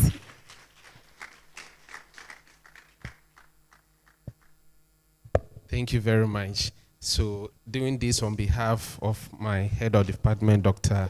Fidelis Bodo, and thanking everyone for being here. Dean, you are always there for us, and we are grateful for that. And also thanking all the partners who helped put this together. SEM, School of Sports and Exercise Medicine, we are grateful for your collaboration and your partnership in doing this. AGI after this will come knocking, because they say action day we for do. So, and we are happy that before Sunday, an MOU will be put in place. And please, whilst that is being done, you've heard a lot what the university can do. And so please involve the university in doing this. But I wouldn't add to the wonderful and insightful presentations that have already been made, except to say that hopefully after all this, we wouldn't hear another boxer saying that they lost the bout because of the okro and banku they ate before the bout, because now they have the nutrition conscience and the role of science. But to add that sports is science. Sports is science. And before the businessman can get more out of sports as a business, then you need to invest not only in the infrastructure, but the science that builds the person and the performance. Thank you so much for being part of this. Akbe. Okay. So we'll continue. We are almost at the last stage, please. So just bear with us. I just want to quickly add to the discussion that I think today's discussion has generated a lot of conversation, and also in some departments and among some colleagues. So I've had some send messages that they are excited to work alongside organizations, AGI, the federations, and also the Volta Sports Authority, and to do studies or research so that the interventions we have for our sportsmen that we identify will be more tailored, and we can make sure they can work. So we'll come, and we're excited about this collaboration. So as I said before the announcement, we'd want to hear from our very own Mr. Dela Gajenku. We want to hear from you. So, and we want to hear from you so that we can close our session. Thank you very much. So, as we said, from here, the discussion is about how to implement all the talk. And we hope that from next year, Doctor has suggested decoupling the Volta fare from the fair. So we'll consider that. Just get a lawyer to start the divorce process, and then that will happen. So thank you. God bless you all. We thank our guests, special guest, my big brother, Motagbe, arm wrestling president, and my old brother who came all the way from the United States. We hope that from here we'll go to the regional minister. We'll brief him on the outcome, even though he was here earlier. And by Sunday, let's see what will happen. Thank you very much. Thank you, UHAS, for supporting this. Thank you very much, sir. So at this point, last show, our very own Professor Samuel Esienbeidu will give the closing remarks. Please let's clap for him as he comes. Thank you very much, Eunice. I won't attempt to summarize anything that was said today, but I just want to use the opportunity to reaffirm the commitment of the University of Health and Allied Sciences, the School of Sports and Exercise Medicine, and the School of Allied Health Sciences in making sure that we realize this dream. For all the stakeholders here, you have our full support. We're ready. We're ready to partner with you. We're ready to engage. We're ready to put in the work to realize this. Let me use the opportunity to thank all our students and invitees for gracing this occasion. The Directorate of Public Affairs, we thank you so much. My very good friend, Phobia, we'll go back to our roots. I know Charles will not be happy when we start talking about our House of Folk days. I remember when we met in Kumasi on radio one time. Said, but it's all good. We want to thank all of you. We want you to see this as a collaborative approach. So it's not just about sports and exercise. It's not just about nutrition. In my earlier speech, I did make mention of the fact that there are emerging fields that we need to look at. As a university, we have a department of orthotics and prosthetics. We should be linking that to the para sports that we talked about. And these are things that we can envision together and grow together. So on behalf of the Vice Chancellor, the Registrar, Senior Management of the university and the school, I say a very big thank you to all of you, and do enjoy the rest of your day. Thank you.